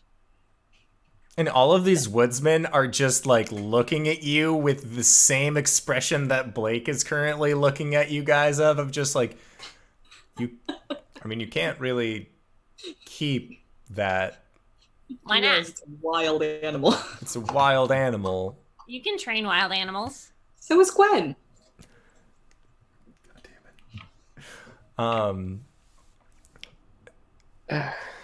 Thank you, Metal Weave Games. We will, you know what, we can take it back to town. I mean, we're going there anyways, and then we'll figure out what to do with it from there. Look, I'm gonna tell you right now, if you fucking touch this bird, I will chop your hands off. He just gives you this wide look. Make an intimidation check. Okay. Krieg, don't fuck this up.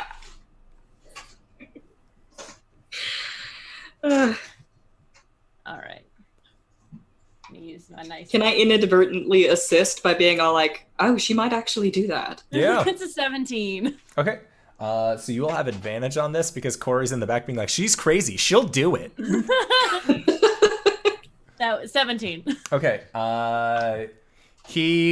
When you say that you'll cut his hands off, he just sort of looks at you and just says, If you try to feed this creature, it'll bite your hands off.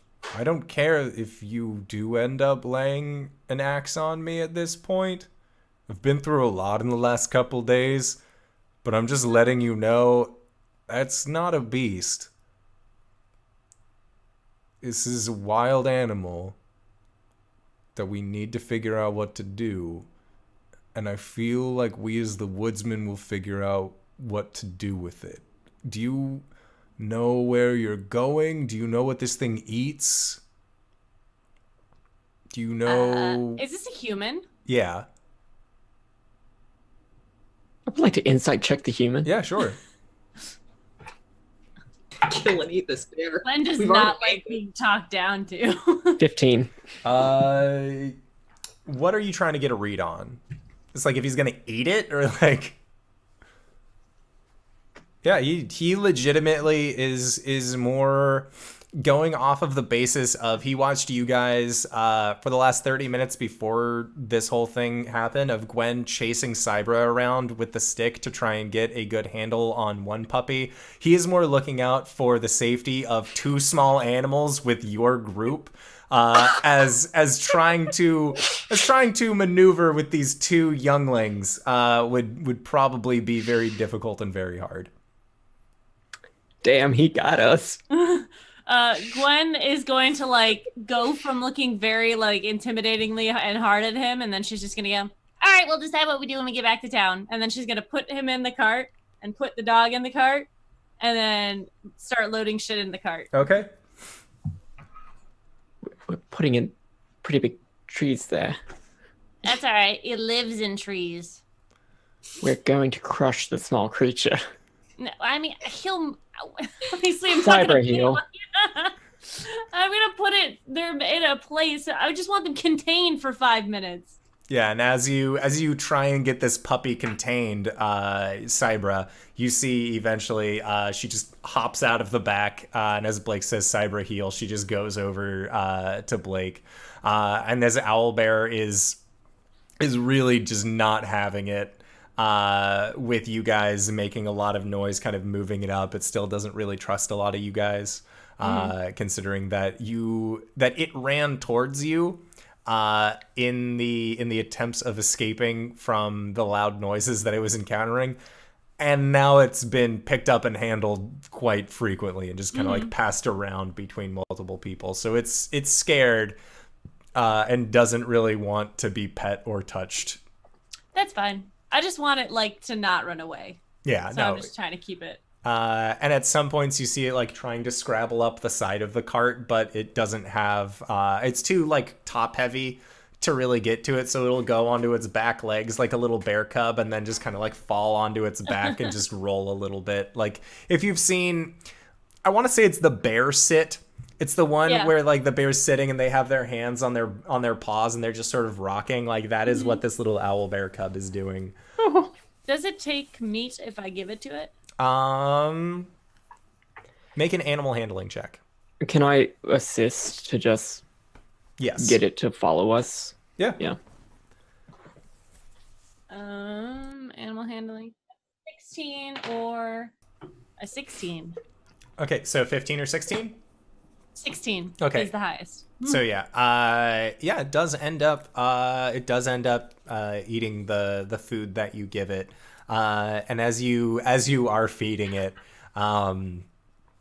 the Torm, the guy that you have gotten to know, just says, Well,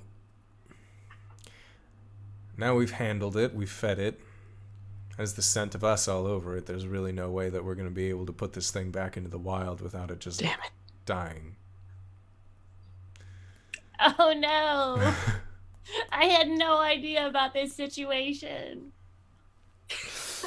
and he just gives you a look as you guys load up these carts and then eventually head back to town. And Caelum, by the time that your friends end up coming back to town, it has been several hours spent throughout this day. Like they came back much later than they did yesterday. It's actually closer to around 6 or 7 by the time that they actually roll back in. And it's been dark for a while now. But you just see like torches being held aloft as you hear what sounds like Gwen arguing with an older man. And it's That's not strange at all. And it's one of those like on one side of the argument is we can totally keep it. We're fine. We're going to be awesome pet parents. Followed up with, I really don't think that having 2 young ones at the same time is a great idea. Maybe you should just leave this in town, and then we'll let the village raise it. It takes a village. But yeah, that is around the time that you see this small caravan of woodsman and friend show back up in Silt Creek. Caelum, we got a pet. Well, another pet. How many are you gonna? Just 2. I don't think I can handle any more than 2. That's fine. Oh. Well. How? Its mother died yesterday. Or Mm. father. I didn't sex that one. And he was running away from these creatures. In this context, I know that you're trying to say identify the gender of. Yeah, Caelum? You dirty ass minded man? What? I just. Never mind. Yeah, I'm rubbing off on you and I like sock him in the thigh. How's the arrangements? I think I'm almost done. I think I'm done. Voice in the sky, am I done? You have maybe 3 more people. Oh, God. Caelum's like, okay. Justice is like, fuck. Why didn't y'all not die? Gosh. Caelum, have you eaten? Oh. Did you eat? Just gonna walk up to him and pull the trail mix out of his bag and just hand it to him. What? No way. How'd that get in there? Just roll her eyes. Like, are you sure these people don't need help? Yeah. I guess I do. All right, team meeting. I'm gonna one arm each of the animals and walk away. They're both just doing Please put them down. the animal like wiggle where they really don't want to be held. Oh, well, I'll let them down if they don't want to be held. And as soon as you let the owlbear cub down onto the ground, you just see it take off. Oh shit! I'm gonna run after it. runner! Yeah, and it is currently very startled. It doesn't recognize any of its surroundings. Oh yeah. And it is just going for it. So So let's be realistic here. so yeah, Caelum, you watch as Gwen and Cori, are you chasing after this chasing after the owlbear cub as well? That depends. Has my face step refreshed yet? Yes, it could have refreshed by this point. All right, let's see if this works. Poof to the owlbear. Okay. Am I close enough where I have to make a save? Yes. You would be at this point. It's gonna go well. What is the save DC? It's 13, I believe. Nope. The owlbear Nope. saved. So as you face step near it, it just runs underneath your legs and continues to run. It does not seem to be affected. Where Gwen, you feel this charming effect kind of wash over you. Sup, Cori? I slap her. Ah! What the fuck was that? Not having that! Did you just magic me? Oh shit, where's the owlbear? And I'm gonna run. Yes, I put the dice away. So yeah, Blake and Caelum, you guys are just standing there with the woodsman, and they just go, No. Look, I've tried reasoning with your small friend the entire trip. I really don't think that you guys should have to, not as a, like, I don't think that ownership kind of deal. Look, it's more of the fact that they tried catching your puppy with a stick for 30 minutes. If that's just one animal, I'm not really sure how 2 is going to play out. Okay, I mean, it is a wild animal. so here's the difficulty. Did she name it?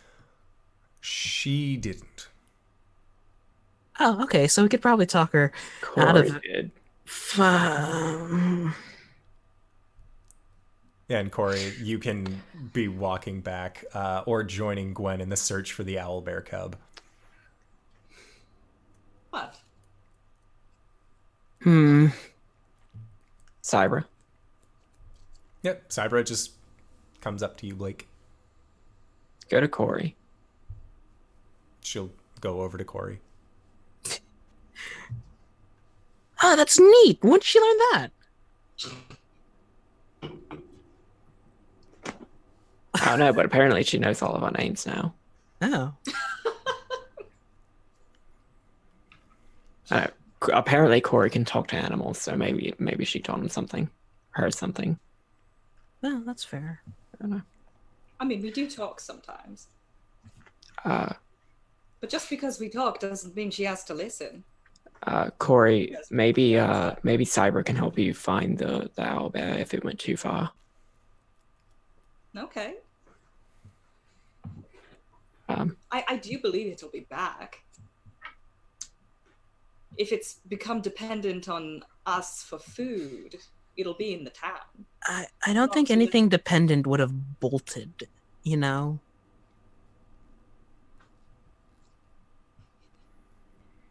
We have these things in the Feywild called trash pandas. They bolt all the time, but they always come back. Trash pandas.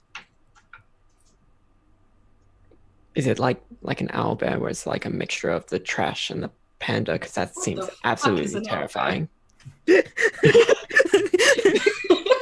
Socrates was an owlbear. We need to make some tires. Wait, what? What did you think he was? I don't know.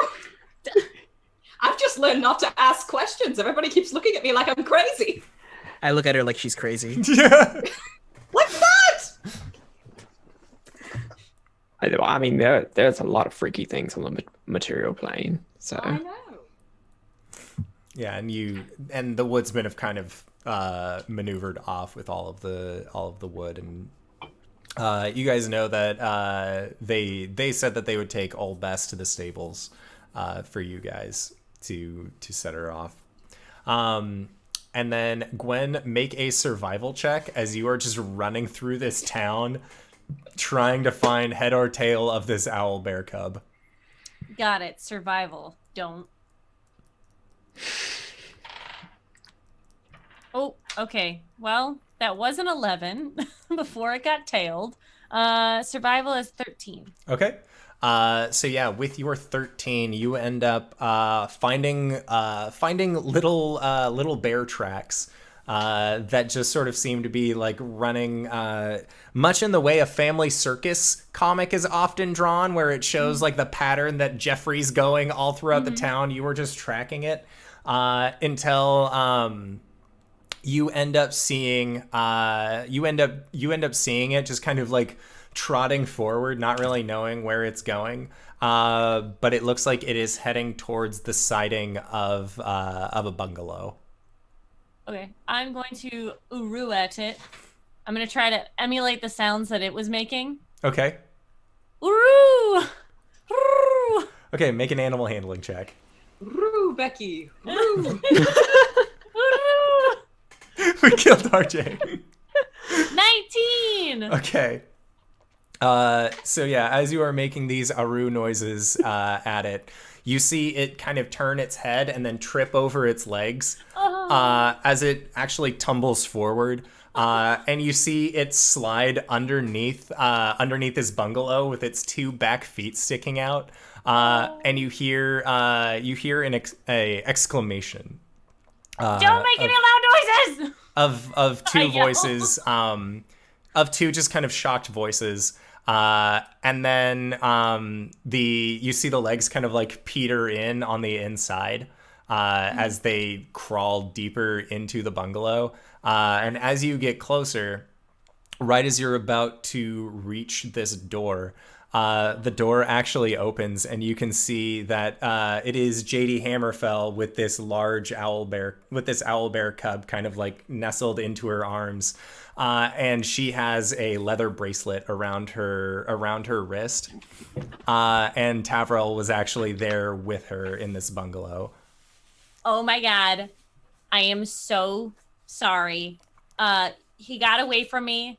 Let me could could I just I hold out some food. And as you do, you see the owlbear look at you and kind of just like cuddle more into JD's arms. Oh no! I sit on the ground and I look sad.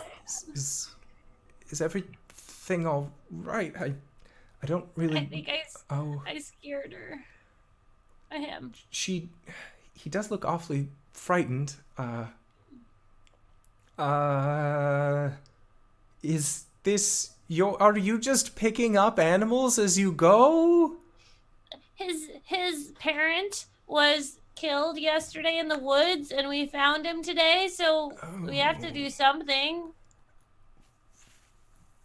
Well, we certainly can't release it back into the wild. It's got this. Well, it's got the smell of people on it. Yeah. And it looks a little bit too young to really go hunting on its own. I'm gonna, while she's contemplating, I'm gonna like lean around her and look at Tavrel, and I'm gonna like question him via my eyes. Via your eyes.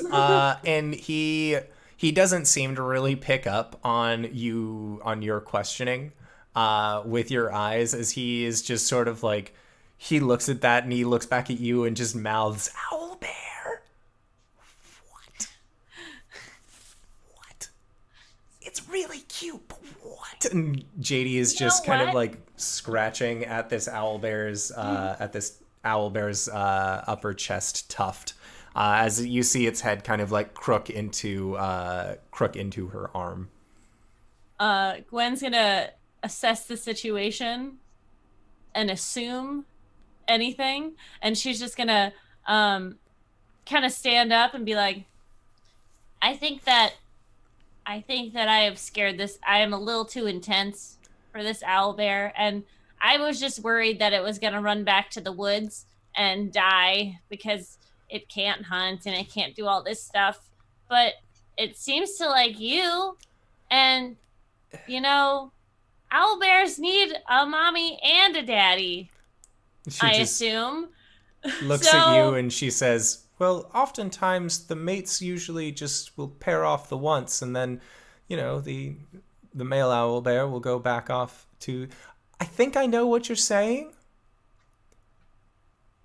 And anyways, I'm gonna let you guys get back to whatever it is you are doing. I'm gonna make eye contact with him again, like. Anyways, so. And at that point, he just goes, "Oh," like it finally connects. Yeah. Does he give me a yes or a no? He just gives you a like, "It's gonna be fine." I'm so sorry. If you need anything, I will pay for anything with the owlbear. But I just want to make sure it's safe and not dead in the woods. Well, it seems very tired. Yes. And you see Tavrel end up coming up over to it and actually starts like giving it mild pets. And you can hear it's like a purring coo. Just this as it just sort of like nestles into JD's arms as Tavrel continues to give it scritches. Until eventually you hear that sound kind of peter off, and you see its chest just sort of rise and fall as it seems to have fallen asleep. LB can't handle this. Gwen is gonna slowly back away, like quietly, like, and then book it. Okay. And I'm going to find Cori as soon as I can. All right. So yeah, Cori, Blake, and Gwen, you guys have been having this conversation about what to do with this new pet that you seem to have found yourselves in possession of. And then you see Gwen. You see Gwen walking over. How much of this is owl and how much of this is bear? Cori! Like 25-75, I Do think. they lay eggs? Wait, do they? No, it's mammalian birth. It's a mammalian. Cori! And I'm What? going to jump up and try to grab her face to bring it I down. catch her. Okay, I put my hands on the side of your face. We are the best matchmakers in the world. Why? What happened? They're in a bungalow alone. Now with the owl bear. They're gonna raise it together. We made an entire family. And Gwen's gonna do a wiggle dance. I'm I sorry, hold what? her up like I'm Simba. sorry, what? Don't worry about it, guys. I'll get you guys ladies at some point. Or men, whatever, whatever you want. So we're making the pyre. Right. I have 3 more Time for a people funeral. I need to visit. Okay, I guess. Are the woodsmen still here? They have left. They have just they took all of the wood. They are busy building the pyres currently. Okay, I will help them. Okay. Yeah, and so Them too. for the next several hours, Caelum, while you are finishing up your rites, and by the time that you have finished with them, all of the pyres have been built, and there is enough at this point to actually contain all of the people that perished during the Hollantide festival. And Maxwell comes over, and he, after you finish with the last one, and he again just says, "Thank you. I'm sorry that you had to see our town this way. We're normally a very lively bunch. If the festival before the if it's I don't as the leader of the town of Silt Creek, as its acting mayor, I thank you on behalf of the town. And if you have any further ritual that you would like to perform, we are going to begin our ceremonies this night." Yeah. I've performed all that I've can at this point. I'm sorry I couldn't do more. If maybe I can. At some point, I'd like to speak with everyone. Well, most everyone is here in town getting ready for the ignition.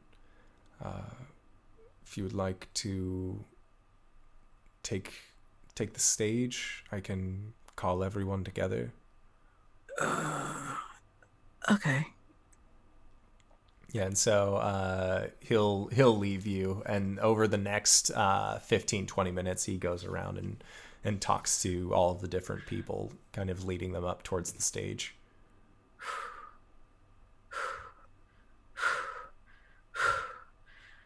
Okay. Does anyone Are do we notice here? this? Yeah. Yeah, do we notice that he's nervous? You guys had just gotten done building the pyres, and you were on your way back to see if Caelum needed any help with anything, and that is when you saw the mayor of the town, Maxwell, kind of pat him on the shoulder and then head out. And then you just see Caelum's shoulders rising and falling very quickly, as you have judged that to be his nervous breathing. Hey. Okay, I just gotta comment. Wait, no, that's pregnant. You got someone pregnant? No. Are you okay, dude? Andrew's just gonna Maybe. press a water skin into his hand. Okay, thank you. I'm just What? gonna. What happened, dude?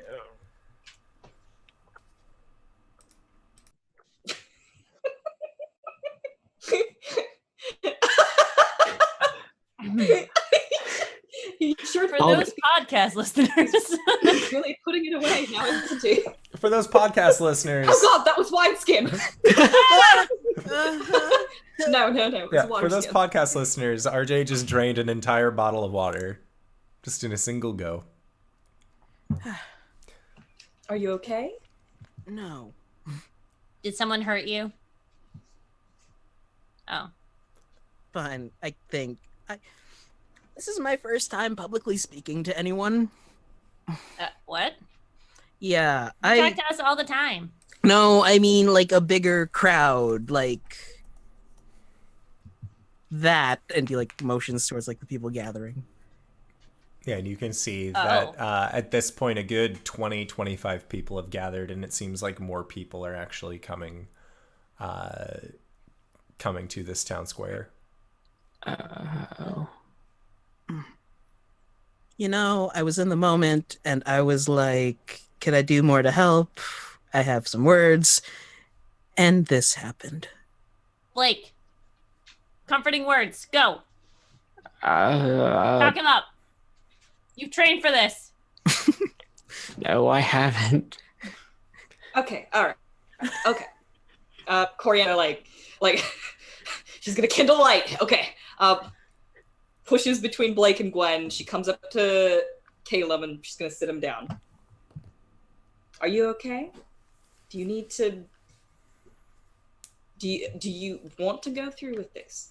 I already said I would, so they're already here Okay. too. So yeah. All right. Okay. So, Caelum, you are the kindest, most empathetic, and wisest person I know. I think there's no one else here who is more qualified for this than you. You can do this. I believe in you. I'm the most qualified person you know to speak to grieving people. You've been doing it all 2 days, dude. Grieving? No, talking to grieving people, you Talking to idiot. grieving Oh. people. You know You're these people awesome. better than you know these people better than we do at this point. You've been spending all this time with them. You know their families. This is about the most intimate thing that you can do with someone, is to talk them through their grief. Gwen is just shaking her head vehemently at this point. Just, no, it's not the most intimate. Puts a hand up so that Gwen isn't visible. Okay. Okay. Just look at me. You don't have to look at anybody else. Picture her naked. That's Sorry. I'm gonna take Blake's cloak off his shoulders and then just bury her in it. I do the dog thing where I can't find the exit. I'll lift it up and put it back on.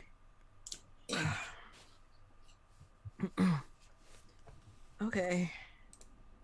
And if nothing else, know that Gwen's gonna be there with a drink in hand for you when you're done. Okay. Is that actually...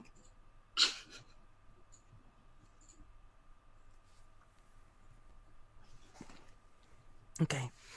Caelum will just stiffly walk up to the stage. And at this point, there are a good 75, 80 people that are all out in this town square, that all are just standing. Some are holding each other close. Others just sort of seem to be holding themselves tightly. You see a few that are kind of passing drinks amongst each other, and amongst this crowd, you can see the faces of the people that you've helped out. There's the woman that was rather rude to you. There was the face of Maxwell. You can see that JD and Tavrel are towards the back, and JD is still just like holding on to this owlbear cub. And they just seem to be awaiting your words. Hello. Hold on. He points a finger to his throat and he twists it and casts thaumaturgy Nice. to raise the volume of his voice. He opens his mouth and it like crackles like the microphone static. Hello, everyone. As you all know, my name is Caelum. I've been walking around and ministering to everyone. And to those people that I haven't gotten to, I would like to say that For one, I'm sorry, deeply sorry for your loss. I don't think I've ever experienced this sort of sadness before. But these emotions... Oh, sorry, let me redact that. In my temple, I've read a lot of scriptures, a lot of books about different deities, about different gods. My goddess, Saloon, much like the deity Coralon, says to kindle a light and beat back the darkness. And I'm not saying that you're not allowed to grieve, but don't harbor this darkness in your heart. In the 2 days that we've been here, I've seen a lot of light, so much so that it's very blinding. There have been people that have come together and supported each other. And I think that's the best expression of keeping the light. So, even if you do feel down in this time, look to your neighbor to help you kindle your light. Then he'll lower the volume back down. And as you say that, you see that Tavrel pulls JD close, just kind of like reaches an arm around, pulls her tighter, and she just kind of like puts her head onto his shoulder. And you can see that there are several groups amongst the crowds that are all kind of doing the same thing, just sort of keeping each other close. And Maxwell, as you say that, he kind of had a dour expression on his face during it, but after your speech finishes, you see him just kind of take a deep breath, and then he'll come up next to you, and he says, "Well, thank you for your kind words for our humble town. It really does mean the world to have strangers coming through recognize the problems, but also to see the light within our town. And I know it seems dark now, but with these pyres, we will light the way for their spirits into the afterlife, as our ancestors did for their ancestors. So, to anybody whose family was afflicted, we have torches located over here," and he motions towards the left side of this gathering area that all seem to be unlit as of yet. If everyone could just form an orderly line, we can hopefully pay our respects in a timely fashion. So thank you to everybody. And Blake will just help hand out torches. Yeah. And he says that, and then he says to Caelum again, and thank you. And then, without making eye contact, he'll just kind of pat you on the shoulder, hop off the stage, and then go over. And with Blake, he continues to pass out torches. And you can see that there are some kids whose parents come over and they take their torch. And these kids that were looking rather grim, upon seeing Blake, you see that their expression actually changes into that of wonder, as they have heard the song echoing through the town about this dragon, and now they've gotten to see it with their own eyes, as they go into their ritual. And over the next several hours, you can see that they take the time to all get into line, and then steadily, one by one, these pyres are ignited, as the people of the town begin to pass out. They begin to pass out mulled wine as a means of keeping people warm outside of the heat of the pyres. Gwen's gonna walk up to someone with authority, probably the mayor dude, and ask him if it's okay if she does a Goliath ritual chant for the passing of the soldiers. And he says, we did have a few retirees that were guards that had come out here a while ago, but I'm sure that they would appreciate it. Okay.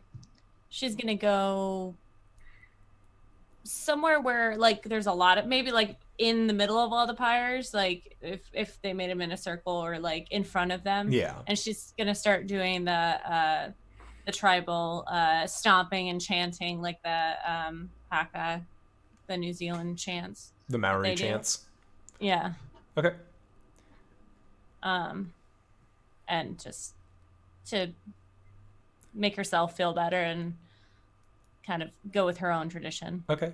And as you are going through your own tradition, as you are going through your own performance, you actually hear the sound of a lute kind of carrying through, and you recognize this to be the lute player from yesterday, the bard that had been singing Blake's Tale, as it seems like he, as well as the other musicians in town, have kind of are trying to follow your lead.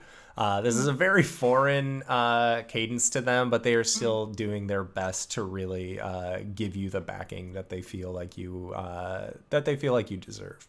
Okay. And I will probably rage at one point so that I can bring out Grayskull. Okay. So that he can maybe help usher some people to the next realm, in my mind. Yeah. No, and you make a performance check as you rage perform. Okay. 14. Yeah. You get the sense that he is definitely helping lead those spirits along. Okay. Yeah, and other than that, your night goes by uneventfully until eventually this funeral procession celebration has kind of come to an end, and you can see that families are now going back into their homes. The smoldering piles of these pyres are just turning to embers that no longer have these high-reaching flames. Until it is really just the four of you that are still out in this main town square.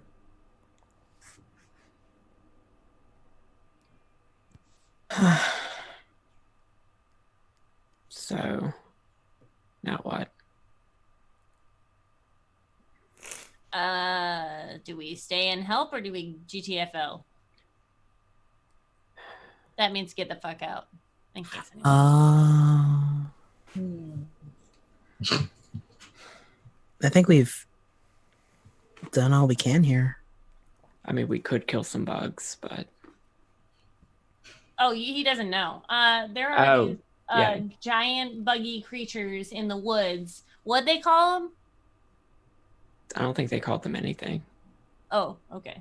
Yeah, no, they're like segmented, like giant centipedes. You know that Torm had called them a cave fisher. They are cave fishers, and they shouldn't be there because they live in caves, and there are no caves there. Was I getting that part right, Cori? Yes. I mean, they were certain that they weren't supposed to be there, but they also seemed fairly confident that they could handle it themselves. Yeah, I don't know. Maybe they could like bat them back for a few days, but we fought 2 of them yesterday, and we fought 3 of them today. I mean, if we want to, it'd be worth checking out. If not, I mean, if the disturbance is along the way, sure. We do have to head north. Right. Where exactly are we going? We have to go to the town of something. Marysville? Consult our map. Let me Marysville. consult my notes. And as you guys are consulting the notes, JD will actually come over, and she just has this sleeping owlbear cub with her still. she says, well, when they fall asleep, you don't exactly get the option of letting them down. And luckily, working the forge has given me strong arms. Buff Mama. I'm going to be staying at Tavrel's tonight, as we think that it's probably best for the owlbear to not be around so many people. But you guys are more than welcome to stay in the bungalow. The what? My house. My bungalow. Sorry. It seemed like bigger than a bungalow to me. Just 2 small rooms. Okay, sorry. We are completely handled. You do what you gotta do. She'll just... For the owlbear. It's a child. It needs support.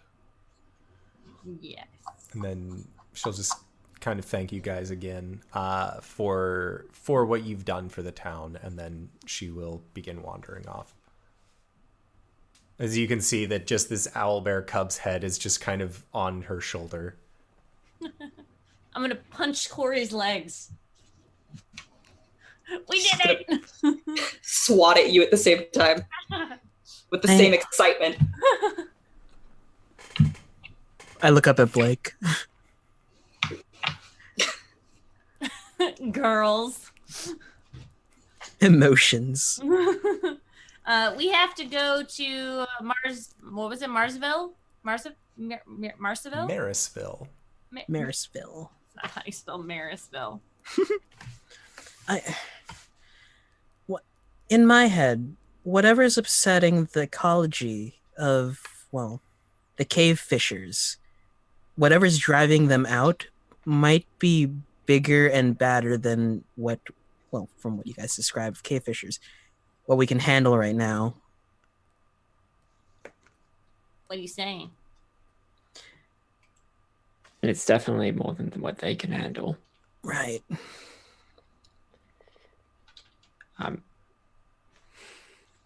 Is the issue contained for now? I doubt it. Then we contain it, and we come back when we can handle it. All right. I'm always down for fucking some shit up. Shall we get started now? Well, not tonight. We We'll don't start fight off. after a funeral, dude. We have come from very different walks of life then.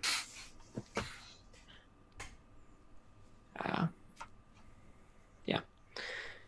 We'll get started in the morning. JD's? JD's. As we're walking back to JD's, I'm gonna lag behind and kind of pull Blake back. Gently.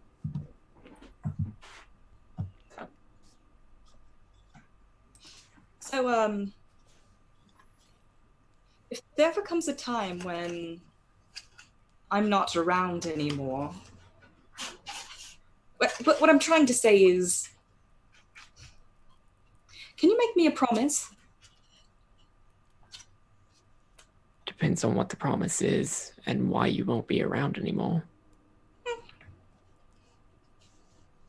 Sometime in the future, I may have to leave you all.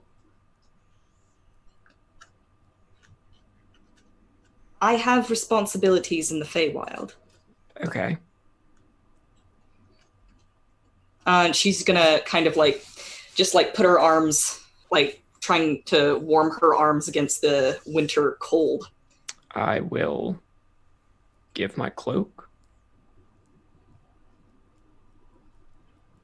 I need you to promise me that if I'm not around anymore, you'll make sure that the two of them, and she's just gonna point up to Caelum and Gwen with her chin, make sure that they get along. Can you do that? I can try. But, Okay. Cori, What? you know you don't have to Well, I don't want to impose, but like, if you have to go, if it's not something that you're absolutely forbidden from doing with any company, we'll go with you. She's just gonna like put her head down and stop walking.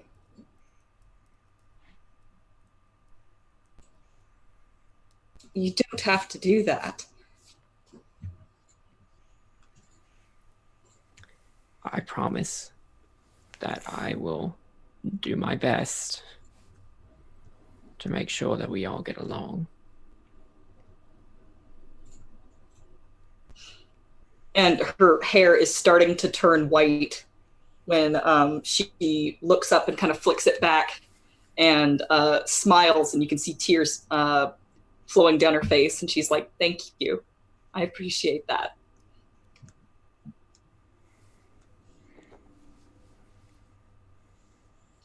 And then she's going to hand you your coat back and walk ahead.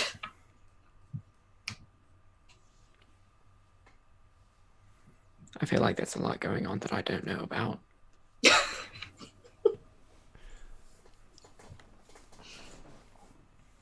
I'll try to catch up. Okay. Yeah, it doesn't take you very long to catch up with your sizable draconic form. You just managed to catch up with the rest of the group. And Cori, by the time that you catch up with Caelum and Gwen, what had you two been talking about that you had kind of missed out on the conversation that was happening behind you? Gwen would have had a little bit to say about him getting some balls and enjoying that. I'm sorry. What? What?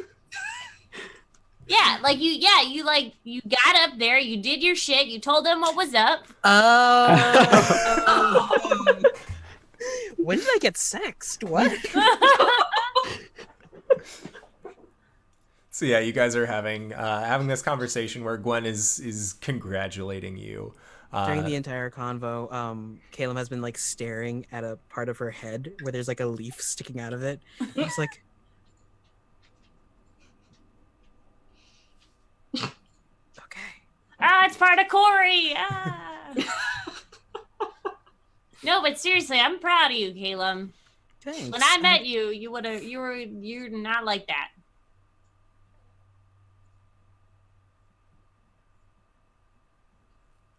And you've been cursing, so.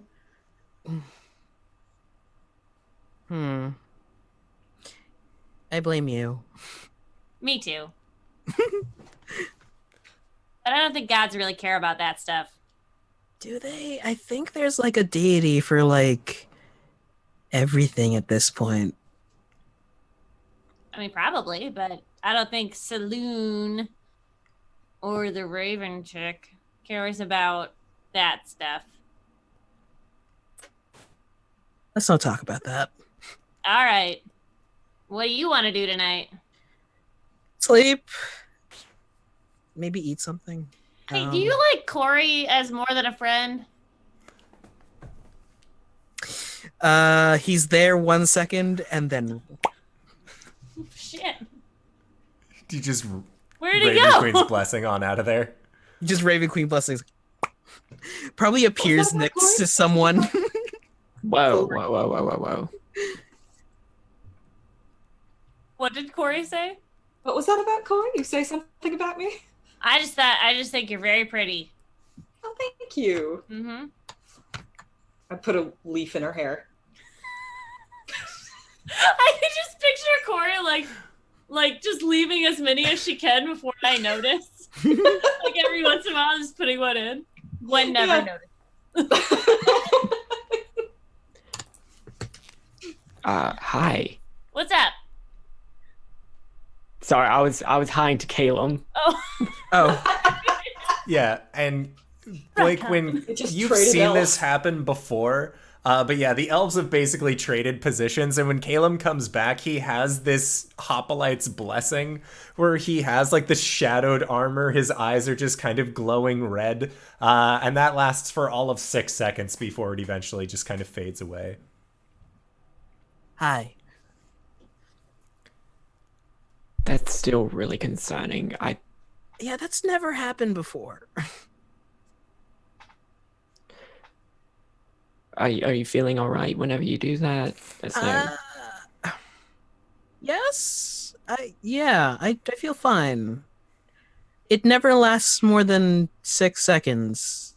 Okay, no like possession, no spectral. I've had probably like a lot. I've a lot of knowledge about being possessed, and I would know if I was being possessed. Again. Okay.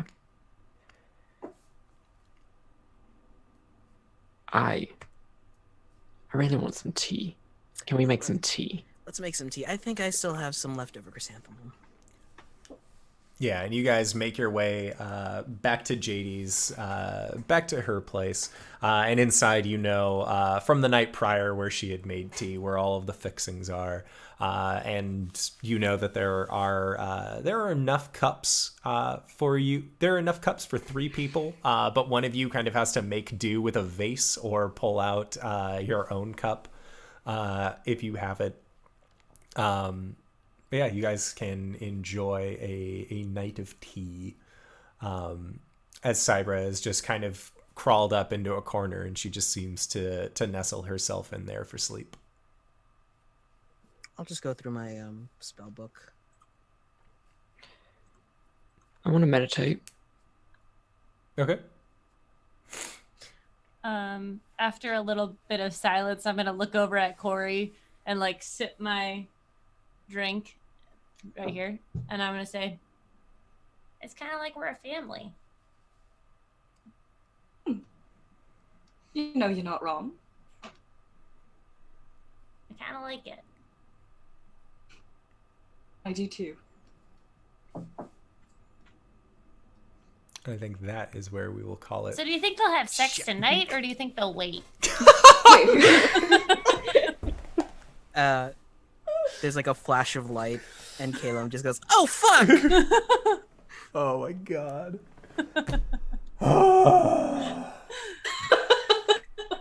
All right, I think that is where we'll call it for tonight's game.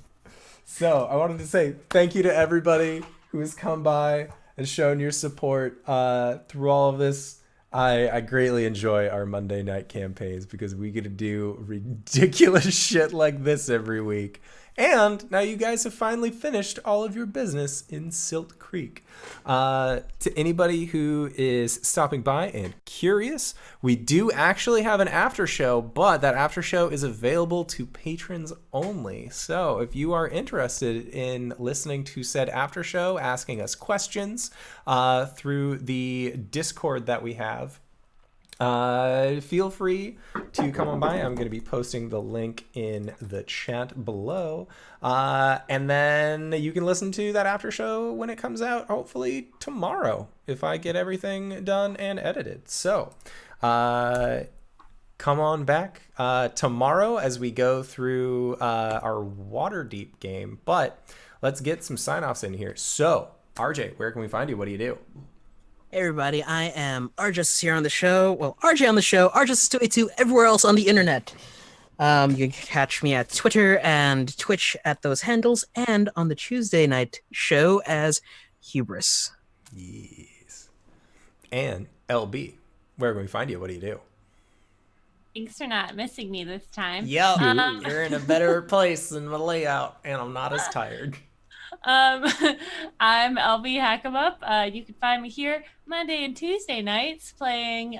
Tuesday I play Ghost, the almost similarly mischievous shifter, and I have a Twitter. I sometimes tweet, and I'm always on the Discord though. I am always on the Discord. You can find me there. Alrighty, and then Cyberwolf, where can we find you? What do you do? You can find me at Cyberwolf1201 on the Twitterverse, or shitpost things such as Hey, repelling blast? You mean Eldritch Yeet? Yeah.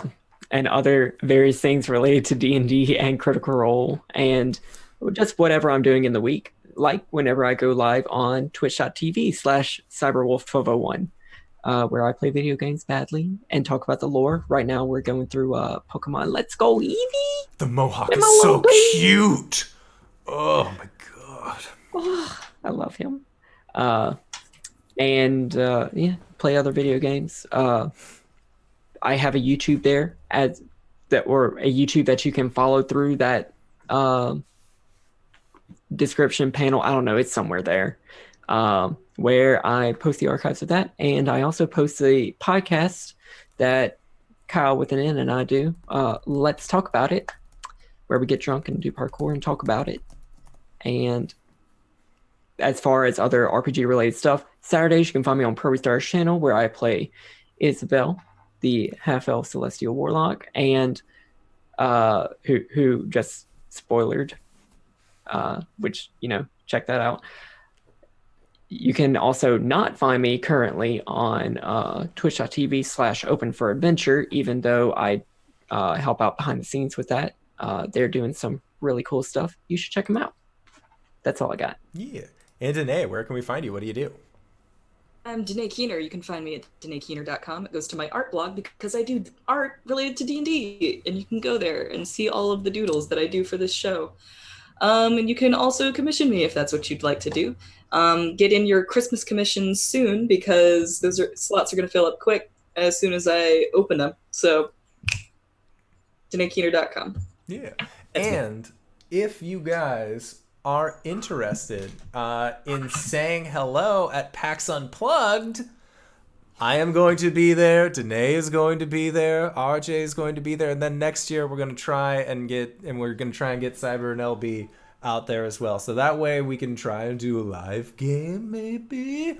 At least for like a hotel room where, God damn it, I want to play in the same time zone as all of you people, let alone the same room.